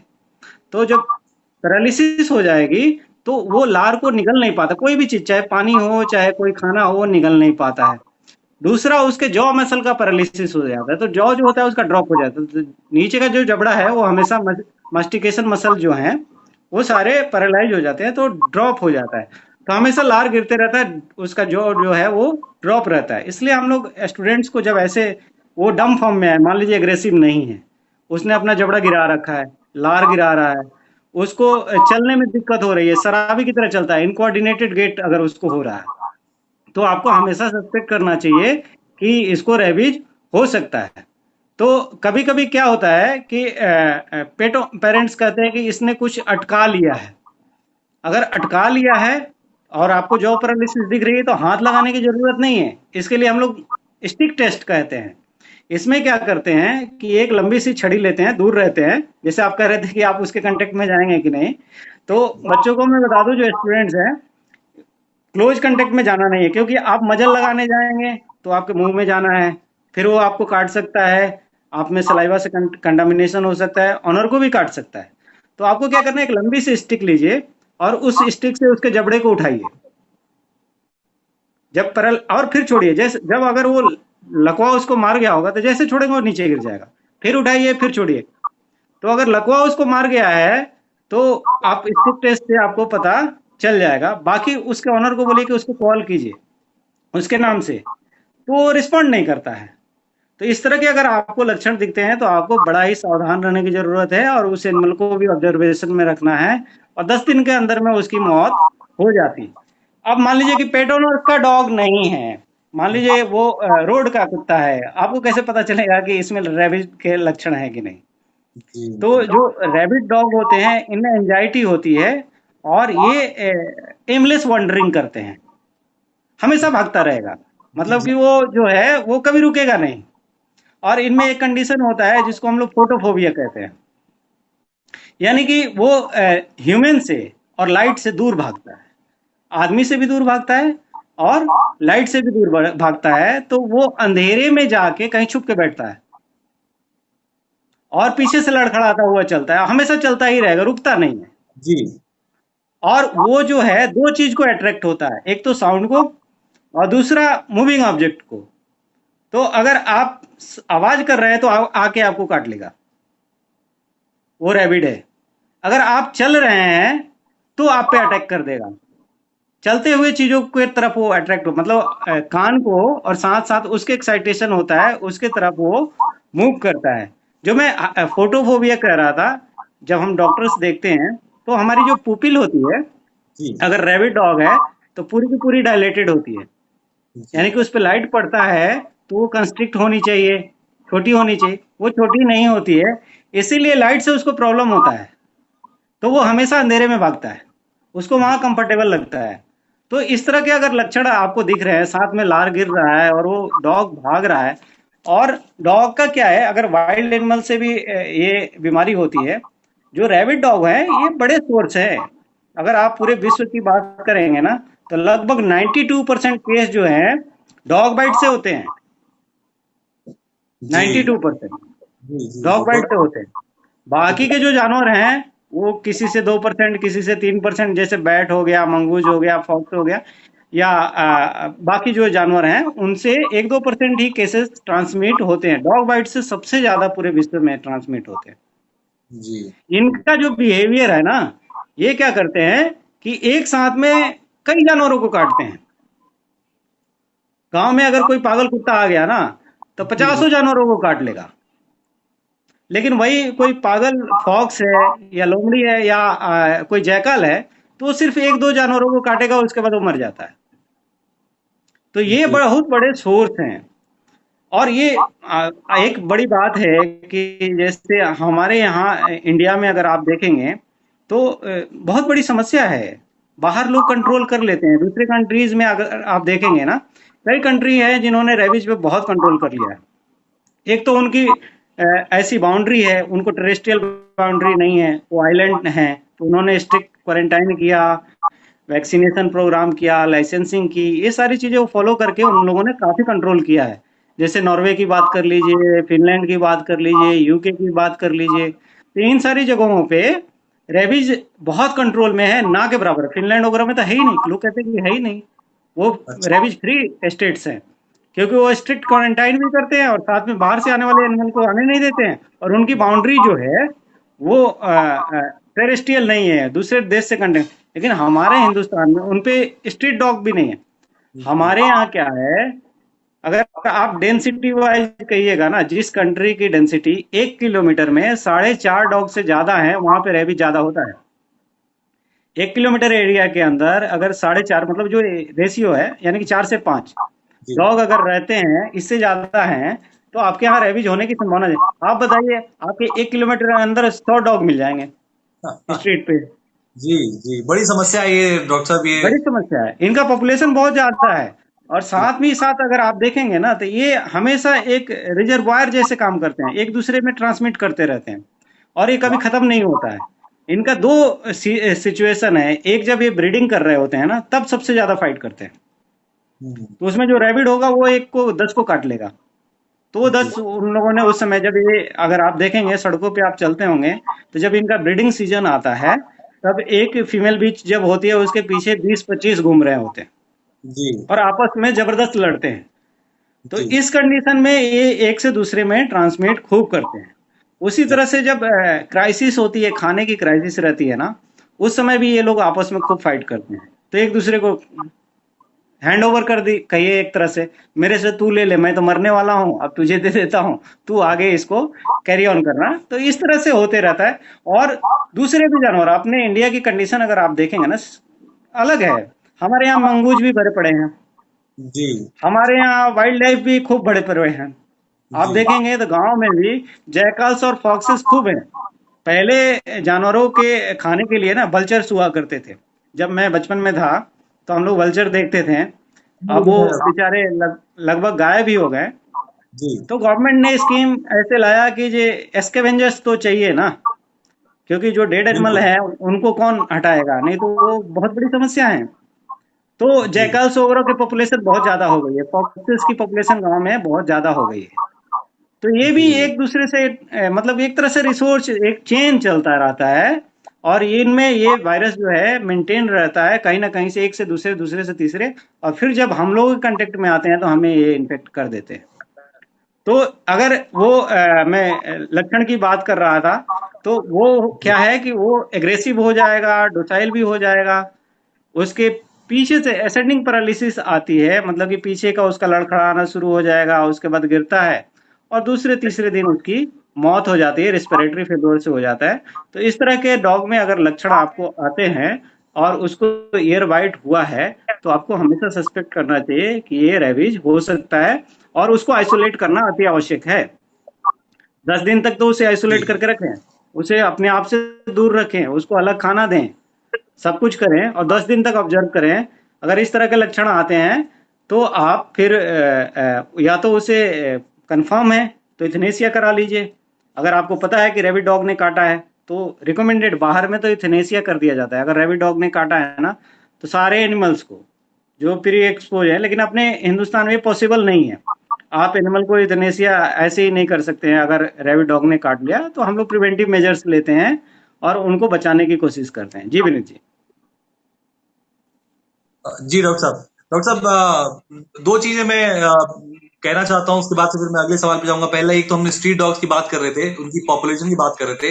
हमारे यहाँ जो डॉक्टर साहब जो पशु प्रेमी है वो काफी कोशिश करते हैं उनको खिलाने पिलाने की, रखने की कोशिश करते हैं ताकि, क्योंकि लोग काफी इमोशनल होते हैं डॉग्स को लेके।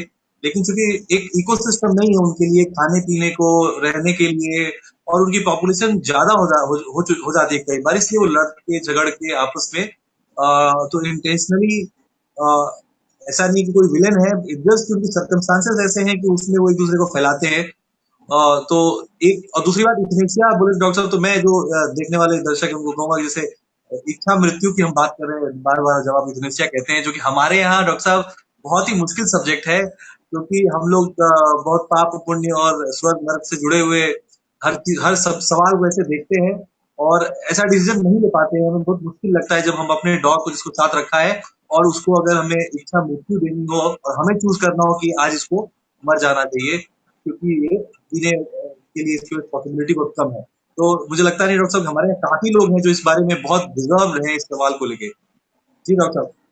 डॉक्टर साहब, इससे आगे चलते हैं, डॉग से आगे और थोड़ा कैटल्स की बात करते हैं। क्या उनमें भी ये लक्षण सेम होते हैं? जी, मैंने आपको बताया विनीत जी कि ससेप्टेबिलिटी अलग है, तो लक्षण भी थोड़े अलग आते हैं। अगर कैटल में भी डम और फ्यूरियस फॉर्म दोनों ही होता है, तो अगर पैरालिटिक फॉर्म कहते हैं, खास करके हम लोग कैटल की जब बात करते हैं तो पैरालिटिक फॉर्म की बात करते हैं, और दूसरा एक्साइटेशन और हाइपर एक्साइटेशन की बात करते हैं। तो कैटल में थोड़ा डिफरेंट लक्षण आते हैं। खास करके अगर कैटल में अगर आप बोले तो 100% केस में सलाइवेशन, हाइपर सलाइवेशन होता है। जो मैं सलाइवेशन की बात कर रहा था वो 100% केस में लगभग होता है। फेरेंजियल पैरालिसिस की अगर आप बात करेंगे तो वो भी जो फेरिंग्स है इसकी पैरालिसिस 100% केस में होता है।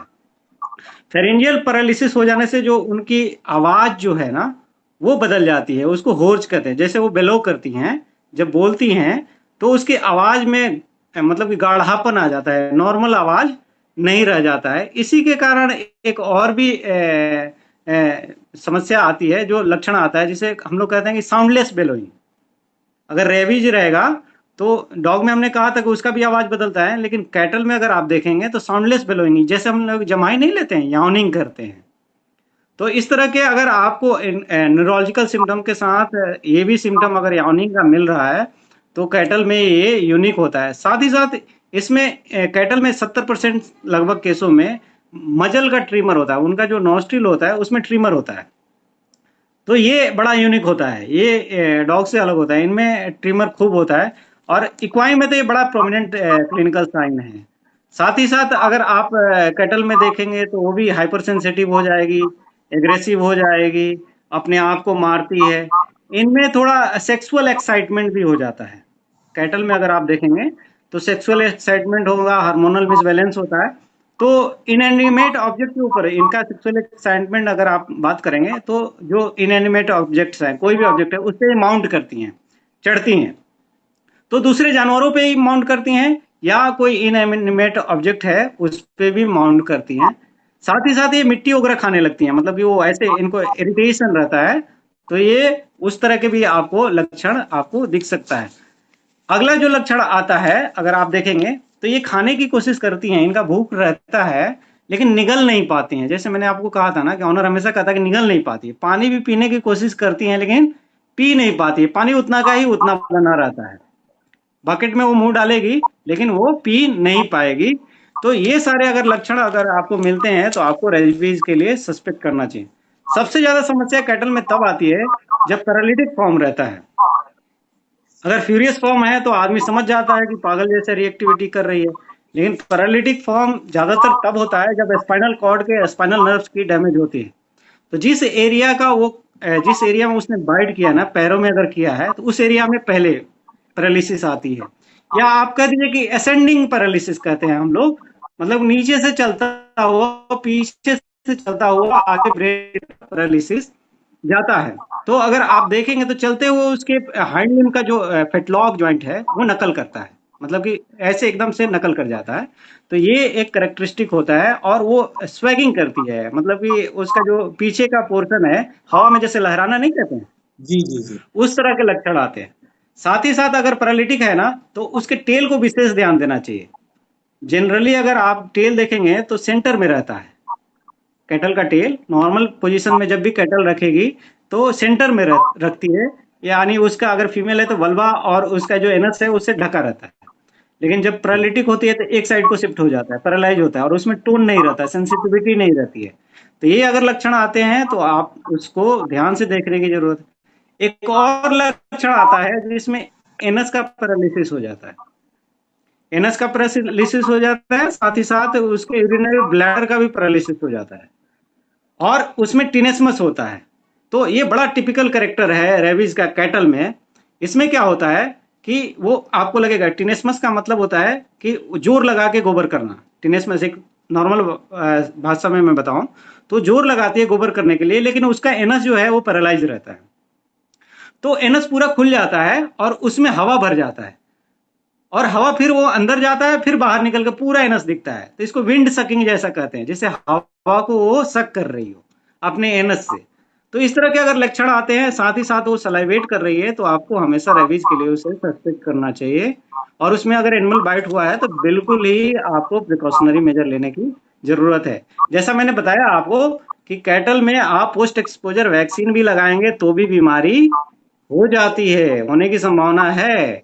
तो ये मत निश्चिंत रहिए कि इसको तो मैं वैक्सीन लगा रहा हूं तो इसको ये बीमारी नहीं होगी या दूसरी बीमारी होगी। आप अपने आप को प्रोटेक्ट करके रखना बहुत ही जरूरी है। जी विनीत जी। जी डॉक्टर साहब हम लोग जब से बात कर रहे हैं और मेरे दिमाग में जो आपने एक बात कही शुरुआत में बिल्कुल बात की वो चल रही थी कि पूरी दुनिया में रेबीज से हर 10 मिनट पर एक आदमी की डेथ होती है।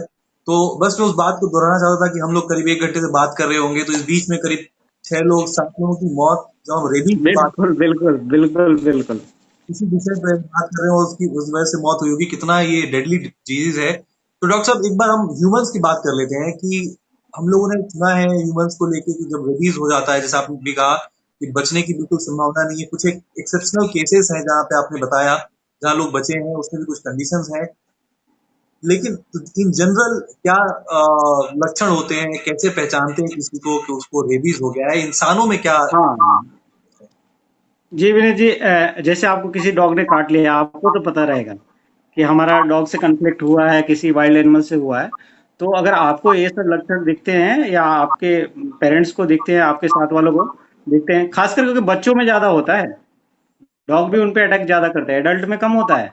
जी अगर एज वाइज अगर देखेंगे ना तो यंग वन में ज्यादा होता है।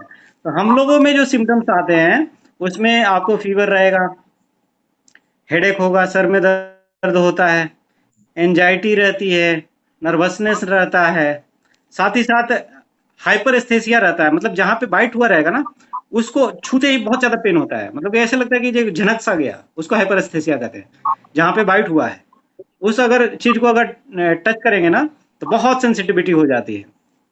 इसके साथ ही साथ आदमी जो है वो पानी पीना नहीं चाहता, इसीलिए इसको एक नाम दिया गया हाइड्रोफोबिया, पानी जी से डर लगना। हाइड्रोफोबिया का मतलब होता है पानी से डर लगना। एक्चुअली होता क्या है, आदमी में ही ये लक्षण मिलता है और बाकी के गांव वाले हाइड्रोफोबिया जान गए हैं, तो जानवरों में भी खोजते रहते हैं। लेकिन वो पानी दिखाते हैं, वो डरता नहीं है, तो कहता है कि जो इसको कुत्ते ने नहीं काटा है। ऐसा कुछ है नहीं। जानवरों में हाइड्रोफोबिया वाला जो सिम्टम है वो नहीं आता है, वो पानी से नहीं डरता है, आदमी डरता है। अच्छा। एक्चुअली होता क्या है, जब हम लोग पानी पी रहे होते हैं तो उस समय हमारे फायरिंग्स में भयंकर स्पाज्म होता है।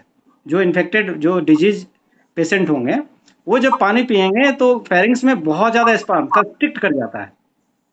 इस वायरस का करेक्टर है, उसके चलते भयंकर दर्द होता है पानी पीने से। मतलब असहाय दर्द जिसे कहते हैं, उस तरह का उस आदमी को महसूस होता है। तो उसको डर हो जाता है कि इस पानी को मुझे नहीं पीना है, तो पानी देखते ही आदमी डरने लगता है। तो अगर हाइड्रोफोबिया है तो ये एक टिपिकल लक्षण है जो आदमी में आता है। बाकी जैसे मैंने कहा कि एक्साइटमेंट होगा, सेक्सुअल एक्साइटमेंट होगा, लिबिडो बढ़ जाएगी, कभी कभी तो सीमेन भी बाहर आने लगता है। इस तरह के भी लक्षण आदमी में भी आते हैं और एनिमल में भी आते हैं। और वो आदमी एकदम वाइल्ड सा बिहेव करेगा, मैनिक हो जाएगा।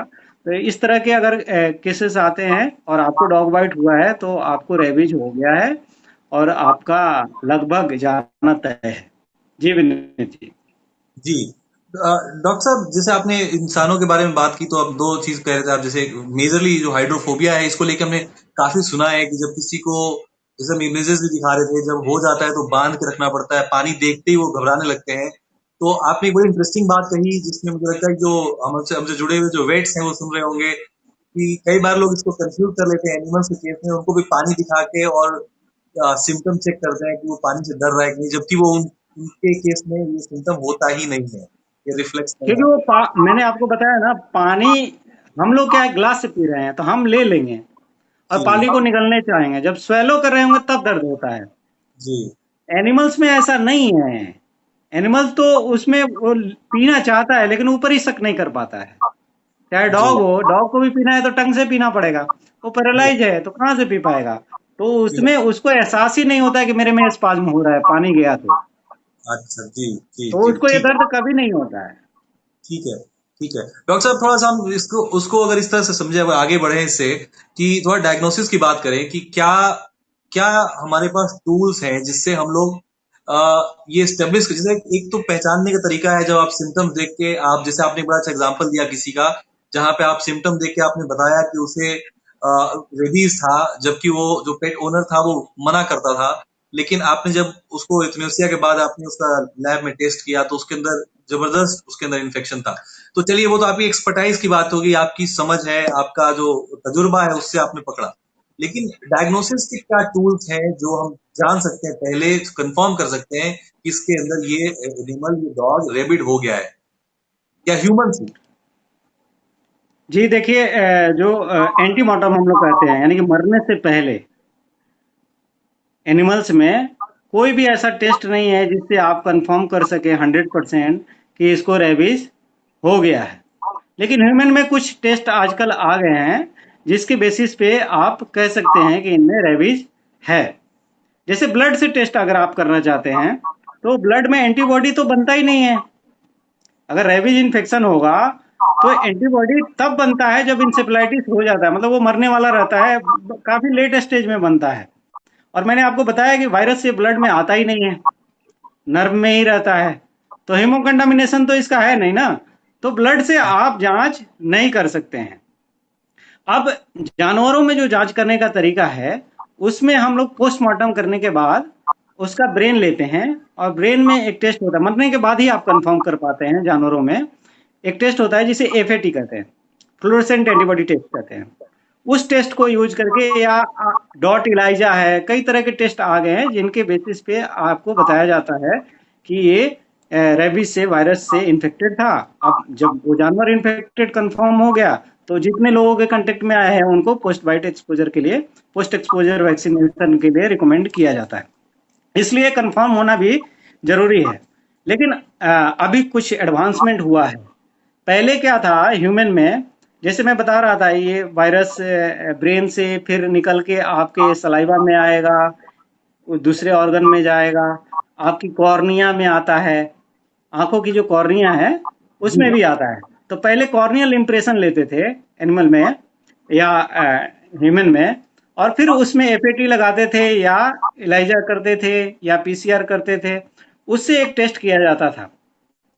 लेकिन अभी आजकल जो नया एक रिसेंट अपडेट है, अभी वो ह्यूमन में ही रिकमेंडेड है, और उसकी मतलब डिटेक्शन की सेंसिटिविटी भी बहुत ज्यादा है। जी जैसे मैं कह रहा था ना कि ये वायरस ब्रेन में से फिर निकल के आपको डिफरेंट ऑर्गन को, नर्व से जाता है। जी तो एक डर्मल टेस्ट होता है, ठीक है।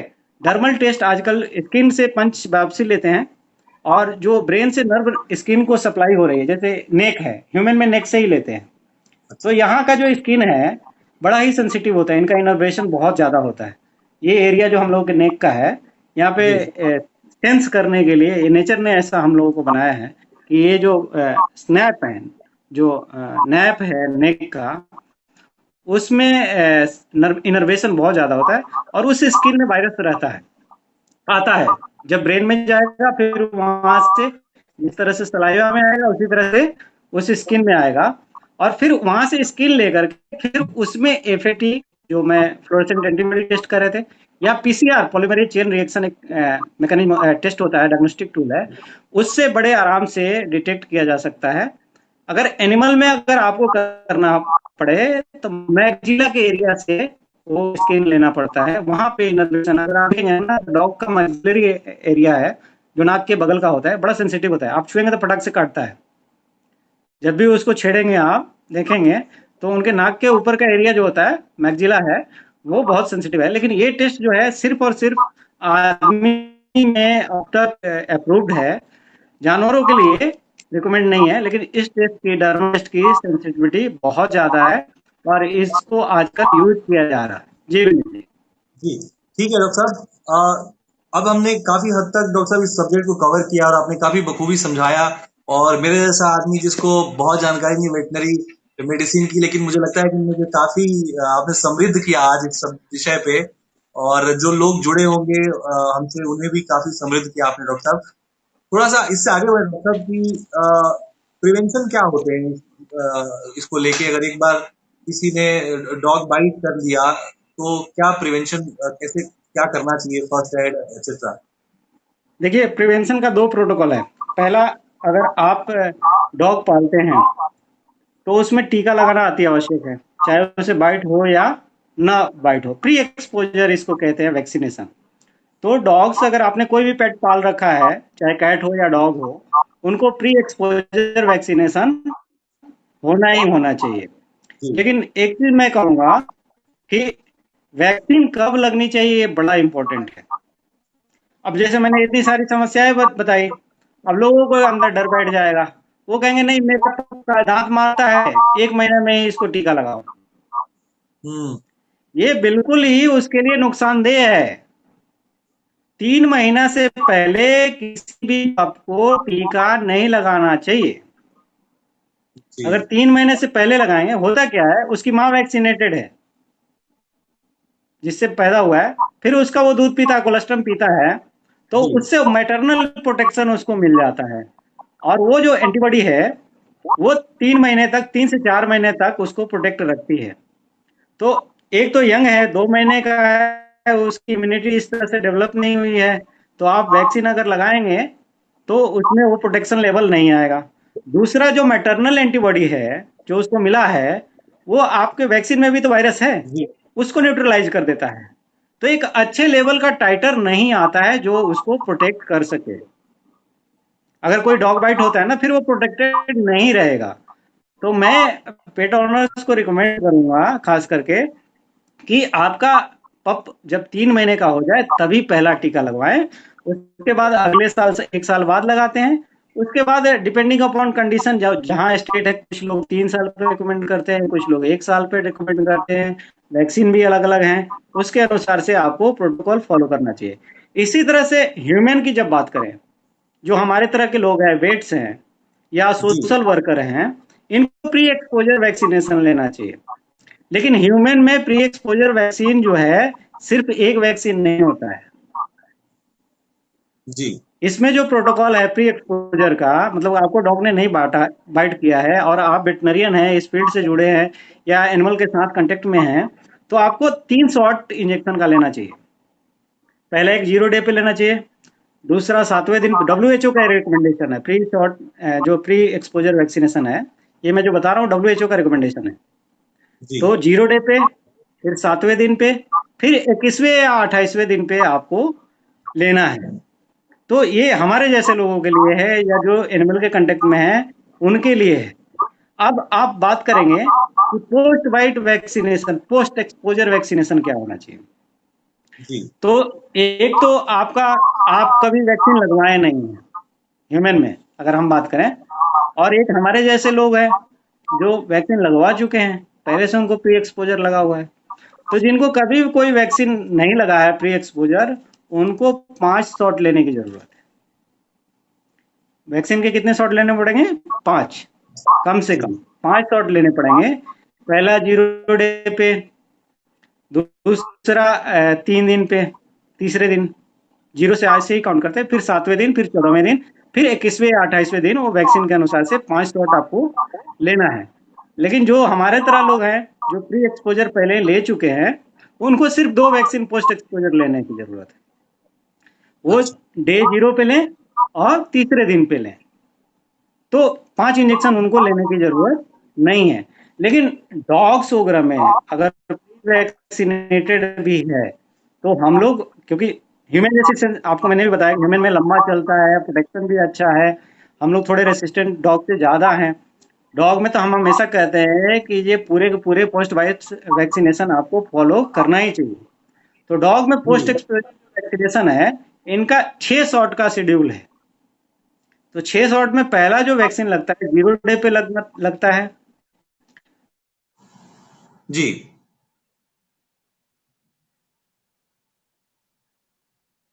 डॉक्टर साहब को शायद ऑडियो। जी 90 दिन पे लगता है, तो 6 शॉट वैक्सीन उनको लगते हैं। अगर आपका डॉग का जो कन्फ्लिक्ट हुआ है किसी स्ट्रीट डॉग से हुआ है, तो आपको पूरे के पूरे 6 शॉट लगाने की जरूरत है। लेकिन आप उस एनिमल को जानते हैं जिसको कि आपके ऑब्जर्वेशन में है, तो आप 10 दिन तक वेट कीजिए, और मतलब कि पहला आप पोस्ट वैक्सीन चालू कर दीजिए डे 0 पे, डे 3 पे, डे 7वें पे। तो जब वैक्सीनेशन आप चालू कर देंगे तो 10वें दिन तक आपको पता चल जाएगा कि उसको हुआ है कि नहीं हुआ है, सिम्टम्स आए हैं कि नहीं। तो नहीं आए तो आप आगे के वैक्सीनेशन को रोक सकते हैं। अदरवाइज रिकमेंडेशन ये है कि आप पूरा, अगर आपको पता नहीं है तो जो प्रोटोकॉल है उसको पूरे का पूरा फॉलो करें। जी डॉक्टर ह्यूमन में साहब। अगर आप ह्यूमन में अगर आप बात करेंगे तो वैक्सीन लगाने के तरीके में भी फर्क है। जो सबसे बेस्ट तरीका है पोस्ट एक्सपोजर वैक्सीन का, उसमें कहा जाता है कि 1 ml वैक्सीन को, एक चीज मैं बताना भूल गया कि वैक्सीन लगनी कितनी है। जैसे मान लीजिए कि मेरा एक 5 किलो का पप है, जी डॉग है, एक 40 किलो का भी डॉग है, और एक एलिफेंट है, या जी एक कैटल है, जी तो किसको कितना वैक्सीन लगना चाहिए? एक्चुअली कोई भी स्पेसीज हो, कितना भी साइज हो, साइज से मतलब नहीं होता, एक ही ml वैक्सीन लगती है। अच्छा। वायरल लोड इम्पोर्टेंट है। तो मैं यहाँ इसलिए कह रहा था कि ह्यूमन में जो तरीका है, मांस में लगाते हैं या सबकट लगाते हैं। तो एक रिकमेंडेशन डब्ल्यूएचओ का ये है कि डे 0 पे, पहला दिन जिस दिन उस 24 घंटे के अंदर जब बाइट हुआ है, तो अगर रैबिट डॉग ने आपको या रैबिट एनिमल ने काट लिया है, तो आपको क्या करना चाहिए, इंट्राडर्मल एक वैक्सीनेशन का शेड्यूल है। वही वैक्सीन 8 जगहों पे इंट्राडर्मली लगाई जाती है, 0.1 का। एक ही जगह पे नहीं लगाना है। जैसे इंट्रामस्कुलर लगाना है तो एक ही जगह पे लग गया जी पूरे। लेकिन उसको 8 पार्ट में डिवाइड कर दीजिए, और 8 जगह पे डे 0 पे लगाते हैं। और 7वें दिन का जो पोस्ट एक्सपोजर है वो 4 जगह पे लगाते हैं, 4 पार्ट में डिवाइड करते हैं, और 4 जगह इंट्राडर्मल लगाते हैं। बाकी तीसरा और आगे का जो 3 शेड्यूल है वो इंजेक्ट करते हैं आई। तो ये बेस्ट प्रोटोकॉल माना जाता है। अगर इस तरह से आप फॉलो करेंगे तो पोस्ट एक्सपोजर जो वैक्सीन आपका है वो बेस्ट है। ह्यूमन में अगर आप बात करेंगे तो पैस ये इस तरह से तो एक्टिव इम्यूनिटी हुई, मतलब जी कि हमने अपने बॉडी को स्टिमुलेट किया एंटीबॉडी बनाने के लिए। लेकिन ह्यूमन में जो है पैसिव इम्यूनिटी भी अवेलेबल है मार्केट में, ह्यूमन एंटीबॉडी अवेलेबल है। तो अगर आपको रैबिट ने काट लिया, आपके मुंह पे काट लिया मान लीजिए, तो आप बड़े रिस्क में हैं, आपके ब्रेन से काफी करीब है। तो उसमें आपको एंटीबॉडी जो है, इम्यूनोग्लोबुलिन्स जो हैं, उनको भी आपको इन्फिल्ट्रेट कराना चाहिए, उसको भी आपको लगवाना चाहिए। तो आजकल डॉक्टर क्या करते हैं, जब आपको पूरा ये शक हो जाता है, चांस हम नहीं ले सकते हैं इस बीमारी में, जैसे मैंने आपको बताया फर्टिलिटी, तो जी हम लोग क्या करते हैं, थोड़ा कॉस्टली हो जाता है। वैक्सीनेशन के साथ साथ एंटीबॉडी भी ह्यूमन में रिकमेंडेड है, और आदमी को अगर अफोर्ड कर सके तो एंटीबॉडी भी वहां पे इन्फिल्ट्रेट जरूर करवाना चाहिए, ताकि वायरस का स्प्रेड ना हो सके। जी विनीत जी। जी जी डॉक्टर साहब, एक चीज जो मैं आपसे पूछना चाह रहा था ये कि जैसे वैक्सीन जब हम लगवाते हैं डॉग को, और या जो आप प्री एक्सपोजर की बात कर रहे थे जो वेट्स के लिए, या जो लोग भी सोशल वर्कर हैं जो लोग भी डॉग्स से बहुत ज्यादा इंटरेक्ट करते हैं जिनको चांसेस है कि उनको इन्फेक्शन हो सकता है रेबीज का, उस केस में डॉक्टर साहब ये जो पर्टिकुलर वैक्सीन है इसकी जरूरत बार बार पड़ती है, आपको डॉग के केस में हर साल पड़ती है। ये क्या ऐसा होता है कि अगर आपको एक बार वैक्सीन लगा है तो आप थोड़े इम्यून हो जाते हैं या कंप्लीटली इम्यून हो जाते हैं, ऐसी क्या कुछ पॉसिबिलिटी होती है? जी, आपने कहा ना कि थोड़े इम्यून हो जाते हैं कंप्लीटली, यही पंगा है, इसीलिए पोस्ट एक्सपोजर लगवाते हैं हम लोग। कोई भी वैक्सीन नहीं है जो 100% आपको प्रोटेक्ट कर दे, जी और आपको पता है कि ये जानलेवा है बीमारी। जी आप प्री एक्सपोज भी हैं, फिर भी आपको अगर उसने बाइट किया है, इसीलिए हम लोग कहते हैं, क्योंकि 100% प्रोटेक्शन मिलना आप एश्योर नहीं कर सकते हैं। तो आप प्री एक्सपोज भी हैं तो आपको वैक्सीन लगाने की जरूरत है, लेकिन उसका जो शेड्यूल है वो चेंज हो जाता है। इसी तरह से अगर आपने अपने डॉग को पहले से वैक्सीन लगा रखा है, उसको रैबिट डॉग लगेगा ना, तो उसमें अगर आप वैक्सीन लगाएंगे तो उसके बचने के चांसेस बहुत ज्यादा से भी उसके पास एंटीबॉडी है, वो प्राइम्ड है, उसको समझता है। और फिर जब हम वैक्सीन देंगे तो एक टाइटर तेजी से बढ़ता है, तो उसके मसल से वो वहां पेनिट्रेट होने से पहले ही उसे टेक कर देता है, और इस तरह से वो उसके नर्व में एंट्री उसके रुक जाती है। तो पोस्ट वैक्सीनेशन आवश्यक है। जी जी। जी जी डॉक्टर साहब। डॉक्टर, थोड़ी सी आपकी ऑडियो और वीडियो में थोड़ी सी प्रॉब्लम आ रही है, बट होपफुली ये सही हो जाएगा। बट मैं आपको सुन पा रहा हूँ। डॉक्टर साहब, कुछ चीजें ऐसी जैसे आपने देखा है कुछ प्रैक्टिसेस, जैसे ही कोई डॉग बाइट करता है तो एक तो वैक्सीनेशन की आपने बात की, बट वो लोग कुछ प्रिकॉशंस लेते हैं, उसी वक्त कुछ कुछ कुछ काम करते हैं। तो कुछ कभी कई बार कुछ हर डॉक्टर साहब हमारे से डिस्कनेक्ट हो गए मेरे ख्याल से। डॉक्टर साहब जरूर जुड़ेंगे इसी बीच में, वो कोशिश करेंगे जुड़ने के लिए। तो मैं ये सवाल पूछने आ रहा था कि जैसे जब भी कोई डॉग बाइट होता है तो हमने अक्सर देखा है कि लोग पहला काम करते हैं कि घरों में जो साबुन होता है उससे सफाई करते हैं, उस वुंड की सफाई करते हैं। तो ये कितना साइंटिफिक प्रैक्टिस है, मैं ये पूछना चाह रहा था डॉक्टर साहब से कि ये साइंटिफिक है या ये ऐसे ही प्रैक्टिस में है, इसमें कितना मेरिट है इसके अंदर कि आपको अगर कोई डॉग बाइट करता है तो आपको काटते हैं, और या इससे कोई बेहतर तरीका हो सकता है जिसमें अगर आपको कोई डॉग बाइट करता है तो आप वो काम करते हैं। ऑफ कोर्स अगर आपको वैक्सीन लेना है वो बहुत इंपॉर्टेंट है। इसी बीच में मैं, जब तक डॉक्टर जुड़ते हैं, मैं जो पेट पेरेंट्स हमसे जुड़े हुए हैं या जो लोग बाद में भी देखेंगे उनको, उनके लिए मैं कहना चाहता हूँ कि जो भी हम बात कर रहे हैं आप इस बात को ध्यान रखिएगा कि ये हम बातें कर रहे हैं ये डराने के लिए नहीं कर रहे हैं। हम, हमारा पर्पस ये है कि आप रेबीज को समझिए, इसके पूरे उसके उसके पूरे प्रोसेस को समझिए कि वायरस जो है वो कैसे इन्फेक्ट करता है, वो कैसे ऑपरेट करता है, कैसे आपके ब्रेन में जाके आपको कंट्रोल करता है वो एनिमल्स को। फिर वो आगे बढ़ने के लिए वो मीडियम तलाशता है। बेसिकली वायरसेस का यही एक तरीका है। लेकिन आपको हम डराना नहीं चाहते आपके अपने पेट से। आप ये बिल्कुल दिमाग मत रखिए कि हमारे घरों में जो पेट्स हैं उनको रेबीज हमेशा रहता है। डॉक्टर साहब ने हमेशा कहा कि रेबीज सिर्फ जो जो डॉग है जो इन्फेक्टेड है, जिनको हम पागल हुआ कहते हैं, जिनके अंदर सिम्टम्स बहुत क्लियर दिख रहे हैं, उन डॉग के काटने से होता है। तो अगर आपका डॉग हमेशा घर में रहता है तो वो रेबीज इन्फेक्टेड नहीं है। अगर उसका दांत आपको लग गया, किसी को लग गया, तो वो आपको रेबीज नहीं हो जाएगा। मैक्सिमम, जैसे डॉक्टर साहब ने कहा कि अगर किसी एनिमल को, डॉग को रेबीज हो जाता है तो 10 दिन में उसकी मौत हो जाती है। तो आप अगर 10 दिन तक आपके बाद भी अगर आपका डॉग सही सलामत है तो आप बिल्कुल निश्चिंत रहिए कि कोई दिक्कत नहीं है। तो ये पूरी बात ये समझाने की थी। जी डॉक्टर साहब, आप जुड़ गए हैं, तब तक मैं बीच में, मैं जो पेरेंट हमसे जुड़े हुए हैं मैं उनसे बात कर रहा था। मैं कह रहा था कि हम लोग जो भी बातें कर रहे हैं इसका पर्पस डराना नहीं है। हम लोग स्पेशली जो पेट जो घरों में है उनको लेके आपके मन में दुर्भावना नहीं। जैसे आपने बड़ी इंटरेस्टिंग बात कही, मैं वही बता रहा था कि जब किसी एनिमल को, डॉग को जब ये रेबिड हो जाता है, वो उसके अंदर इन्फेक्शन हो जाता है, तो 10 दिन के अंदर मैक्सिमम उसके सिम्टम्स आ जाते हैं, उसकी मौत भी हो जाती है। तो अगर आपका जो डॉग है जो घर में है, अगर आप किसी ने दांत लग गया तो 10 दिन अगर आप उसको ऑब्जर्व करते हैं, आपका डॉग सही सलामत है, तो आप समझिए कि कोई दिक्कत नहीं है। तो ये सिंपल से छोटी छोटी बातें हैं जो डॉक्टर साहब बता रहे हैं, अगर आप सुनेंगे ध्यान से तो आपको समझ में आएगा इस पूरे सब्जेक्ट के बारे में। डॉक्टर साहब, मैं पूछ रहा था, ये आपसे पूछने वाला था कि जैसे जब डॉग बाइट होती है तो हमने अक्सर देखा है लोग क्या करते हैं, कुछ प्रिकॉशंस लेते हैं, जिसमें पहला प्रिकॉशंस होता है उसको धोते हैं।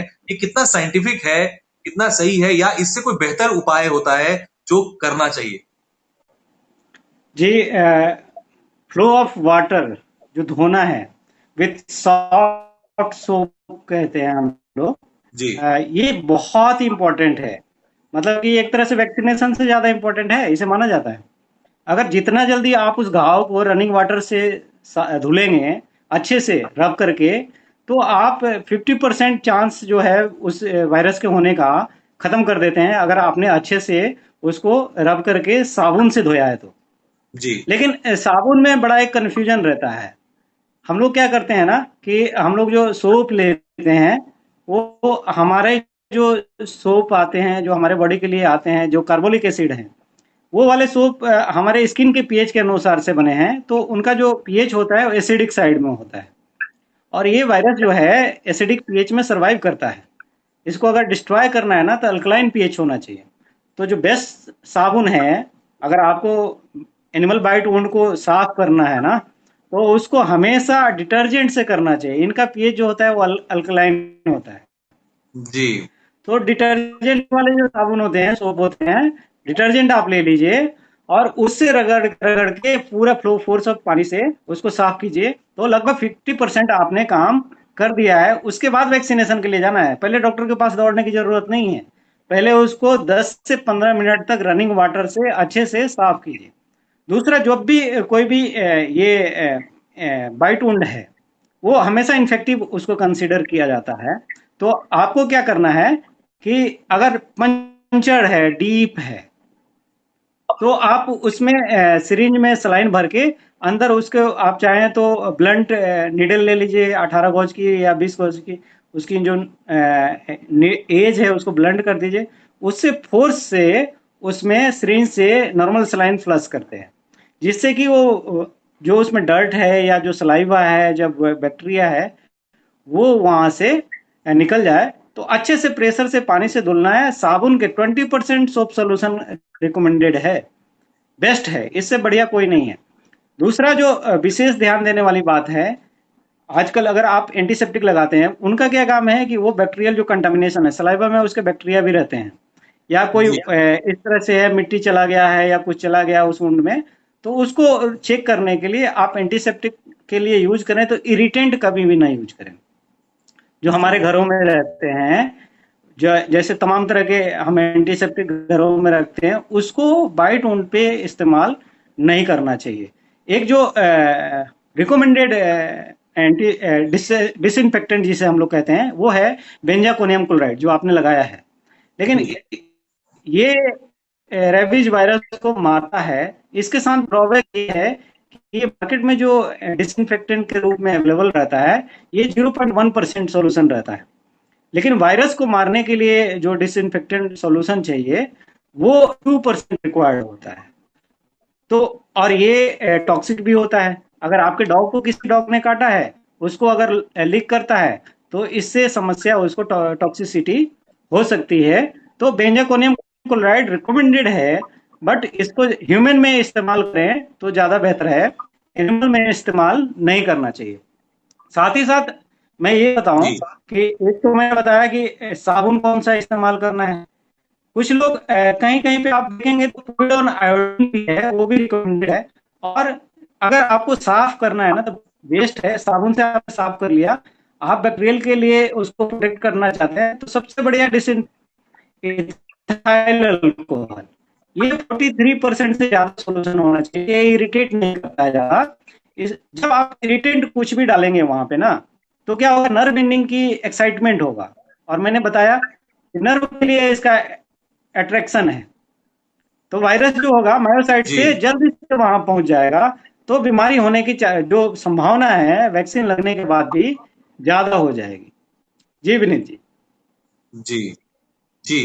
डॉक्टर साहब, आपने कुछ काफी कुछ जो डूज एंड डोंट्स बताए, जो करने चाहिए कुछ नहीं करने चाहिए। कुछ एक डॉक्टर साहब, आपके इस लंबे करियर में जो आप प्रैक्टिस कर रहे हैं, जो पढ़ रहे हैं, आपने जरूर कुछ और भी चीजें जरूर देखी होंगी जो लोग डॉग बाइट के बाद अक्सर करते हैं, जो बिल्कुल अनसाइंटिफिक है। जैसे मैं आपको एग्जांपल बताता हूँ। मेरे गांव में मुझे अच्छे से याद है बचपन में कि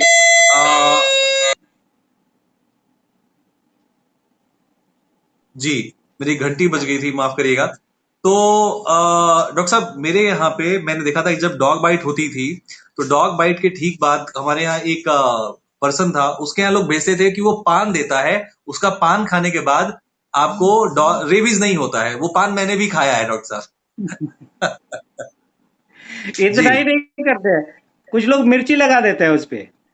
आपने उतना ही देखा। ये मैंने आपको बताया ना, फंडा क्या है। उसकी दुकान इसलिए चल रही है कि वो कहेगा कि गाय को काटा था, गाय मर गई थी, लेकिन ये बच गए मेरे पान से। मैंने आपको बताया था ना, या तो आपके कपड़े पे उसने काटा था, या उस समय उसके सलाइवा में वो वायरस नहीं था, तो आपकी जान उस पान से इसलिए बच गई। ये सब टैबूज है। कुछ लोग मिर्ची लगा देते हैं, कहते हैं मिर्ची लगा दो तो ठीक हो जाएगा, और इरिटेट करेगा, और ज्यादा उसको इन्फेक्शन होने के चांस रहेगा। इसीलिए हम लोग कहते हैं कि जो डॉग बाइट है, एनिमल बाइट है, उस समय कभी भी आप प्रेशर बैंडेज तक भी नहीं लगाते हैं, ओपन वुंड रखा जाता है।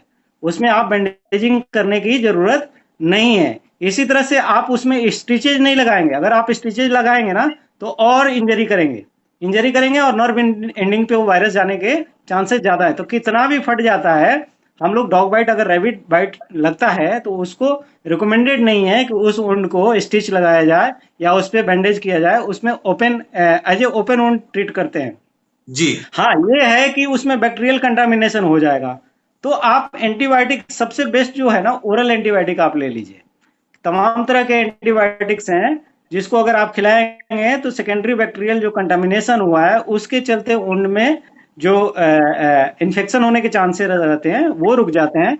और आप इथेनॉल से उसे साफ कर लीजिए जैसे मैंने बताया। बाकी कोई चीज लगाने की जरूरत नहीं है। एक चीज और ध्यान देना चाहिए, अगर ह्यूमन में बाइट हुआ है ना, तो मैं बार बार कहता हूं कि हम लोग टेटनस के लिए बड़े प्रोन होते हैं। जी। तो टेटनस का टॉक्सोइड जरूर लगाएं। जी। जी। वो नॉर्मल भी डॉग ने अगर आपको बाइट किया है ना, पंचर वुंड किया है, तो आपको टेटनस टॉक्सोइड लगाना चाहिए ही चाहिए। कि अगर आप रेबीज से नहीं मरेंगे तो टेटनस से मर लेंगे। जी विनीत जी।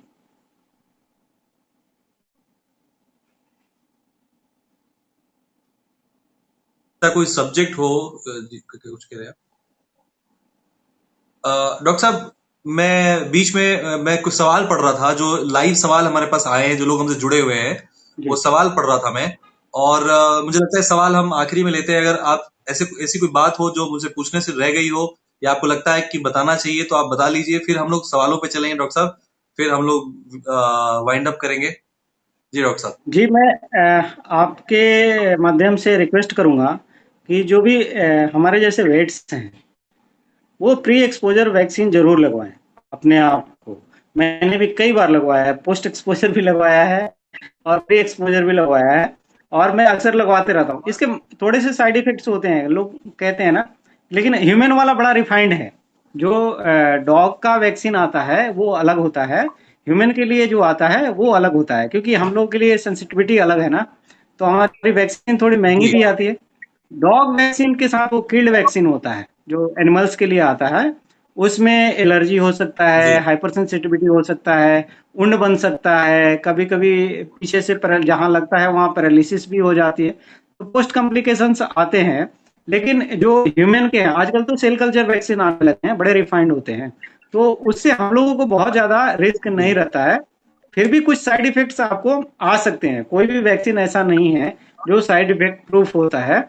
लेकिन अगर आप रिस्क पे हैं तो आपको प्री एक्सपोजर वैक्सीन लगाना ही चाहिए। और दूसरा, मैं पेट ऑनर्स को कहूंगा कि जब भी पेट पाले आप उससे प्री एक्सपोजर वैक्सीनेशन जरूर रेबीज के लिए कराएं। ये आपके लिए भी अच्छा है और पूरे देश के लिए भी अच्छा है। दूसरे जो लोग उसके कांटेक्ट में आ रहे हैं उनके लिए भी अच्छा है।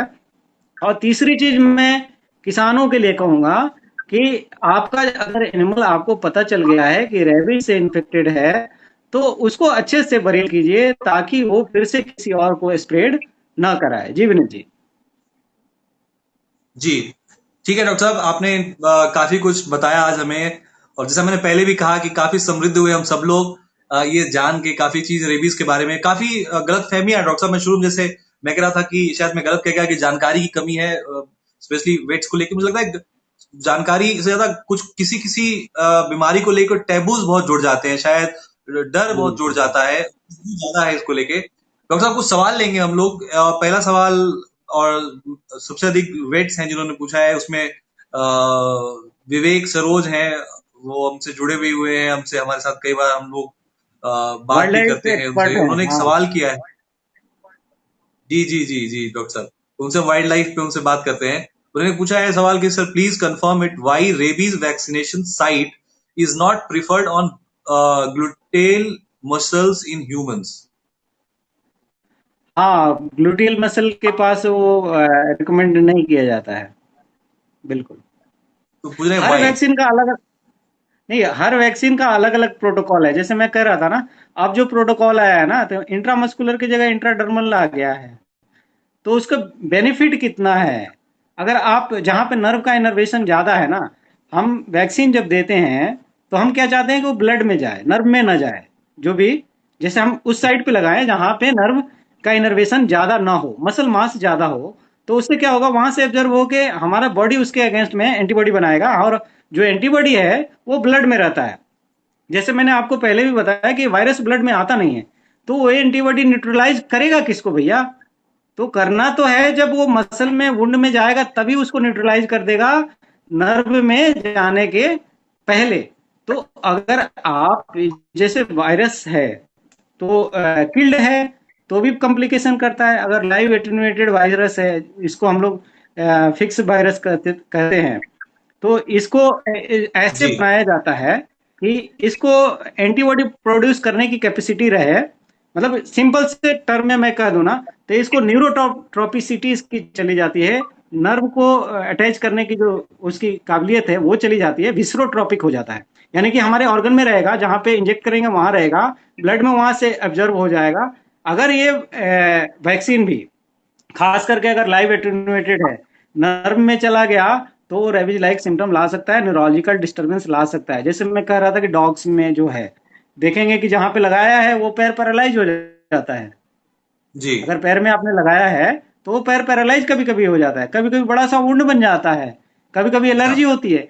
इसीलिए हम लोग कहते हैं ना कि डॉग्स में खासकर जब किल्ड वैक्सीन रहता है, तो उसको बार बार वैक्सीन लगाने की जरूरत नहीं है जब तक कि उसको एक्सपोजर ना हो बाइट का। जी विनीत जी। जी डॉक्टर साहब, एक और सवाल है, सत्येंद्र कुमार सिंह ने पूछा है। मुझे लगता है कि एक नॉर्मल सवाल है, वैक्सीनेशन के लेके जरूर जवाब दीजिएगा। Sir, if bitch is pregnant, whether we vaccinate mother during pregnancy for precautions of different diseases? देखिए, एडवांस जब प्रेगनेंसी रहती है ना, डॉग की जो प्रेगनेंसी है वो क्या है कि 62 लगभग 62 दिनों की होती है, 58 से 62 दिन की रहती है। तो जी अगर वो बिच है, यानी कि उसने पपीहुड वैक्सीनेशन किया होगा, ठीक जी है, और ये ऐसा माना जाता है कि 12 महीने तक आपको बाकी के वैक्सीन के लिए प्रोटेक्शन देता है, जी ठीक है। तो अगर वो प्रेग्नेंट है, एडवांस स्टेज में है, तो वो वैक्सीन के अगेंस्ट में एंटीबॉडी उस लेवल का प्रोड्यूस नहीं करेगी। या ये एडवांस लैक्टेशन में भी है ना, तो भी उस लेवल का प्रोटेक्शन नहीं देगी। तो अगर उसको पपीहुड में लगा है या उसको प्रेग्नेंट होने से के टाइम में उसका ड्यू हो रहा है, तो आप 1 महीने का वेट कर सकते हैं, कोई बड़ी बात नहीं है। ऐसा नहीं है कि 1 साल हो गया तो 1 महीना अगले महीने उसको प्रोटेक्शन नहीं रहेगा, थोड़ा सा टाइटर डाउन होता है, लेकिन वो 14 महीने तक प्रोटेक्शन चलता है, 2 महीने में तो बच्चा हो जाना है ना। तो बेहतर जी ये है कि आप, मैं इसलिए नहीं कह रहा हूं कि वैक्सीन लगाएंगे तो वो अबॉर्ट कर जाएगा या कुछ कॉम्प्लिकेशन हो जाएगा, लेकिन रिकमेंडेड ये है, अगर आपको उसको कंसीव कराना है तो पहले से दे दीजिए, तो एक अच्छा टाइटर आएगा, उसके बच्चों में अच्छा टाइटर आएगा। लेकिन जी एडवांस स्टेज ऑफ प्रेगनेंसी में अगर आप उसे वैक्सीनेट कराएंगे, कोई भी वैक्सीन लगाएंगे, तो उस लेवल का टाइटर नहीं बनता है, फिर वो उसको प्रोटेक्ट करके ज्यादा दिन तक नहीं रखेगा, या टाइटर उस लेवल का नहीं आएगा। तो एडवांस प्रेगनेंसी में रिकमेंड हम लोग नहीं करते हैं। जी विनीत जी। जी ठीक है डॉक्टर साहब, इसके बाद से कई सारे सवाल हैं जो मैं पढ़ रहा था डॉक्टर साहब, और सारे सवाल हैं जिसके जवाब आपने ऑलरेडी दिया है। और एक बार फिर वही बात कहूंगा कि लोगों के पास दो तीन सवाल है डॉक्टर साहब। एक सवाल है कि मेरे डॉग का को मैंने वैक्सीन दिया हुआ है, बट उसने फिर मुझे काट लिया, तो क्या मुझे रेबीज हो जाएगा? दूसरा वो सवाल जैसे है। मैंने बताया आपको क्या लगाना है, वो मैंने बता दिया है कि जी 10 दिन तक अगर आपको डॉग पता है तो 10 दिन तक लगवाते रहिए शुरू वाले वैक्सीन। वो ठीक है 10 दिन तक, तो अगला वाला बंद कर लीजिए, नहीं तो पूरा लगवाइए। जी ठीक है। तो और दूसरा सवाल है किसी का कि जैसे उनका डॉग है, उन्होंने वैक्सीन करा रखा है, उसने किसी को बाइट कर दिया और ब्लड निकला काफी, तो उस समय क्या होगा? अगेन सवाल वही है, उसके सिर्फ मोड बदल जाते हैं। कभी वो काटने वाला वो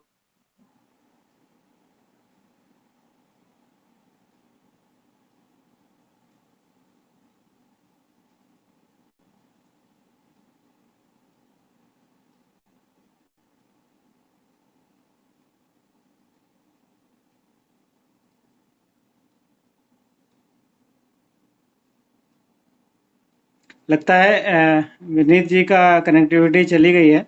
तो मैं दर्शकों को धन्यवाद देना चाहूँगा, और मुझे लगता है कि हम लोगों ने आपको पूरे तरह से इन्फॉर्म करने की कोशिश की है, और इस बीमारी की जानकारी देने की कोशिश की है, और कई डाउट्स आपके क्लियर हुए होंगे।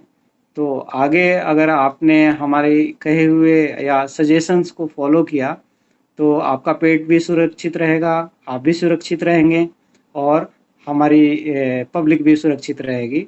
तो आपसे निवेदन है कि अपने डॉग्स को सेफ रखें और उन्हें रेबीज़ के लिए जो भी प्रिकॉशनरी मेजर्स हैं उनको लेने की कोशिश करें।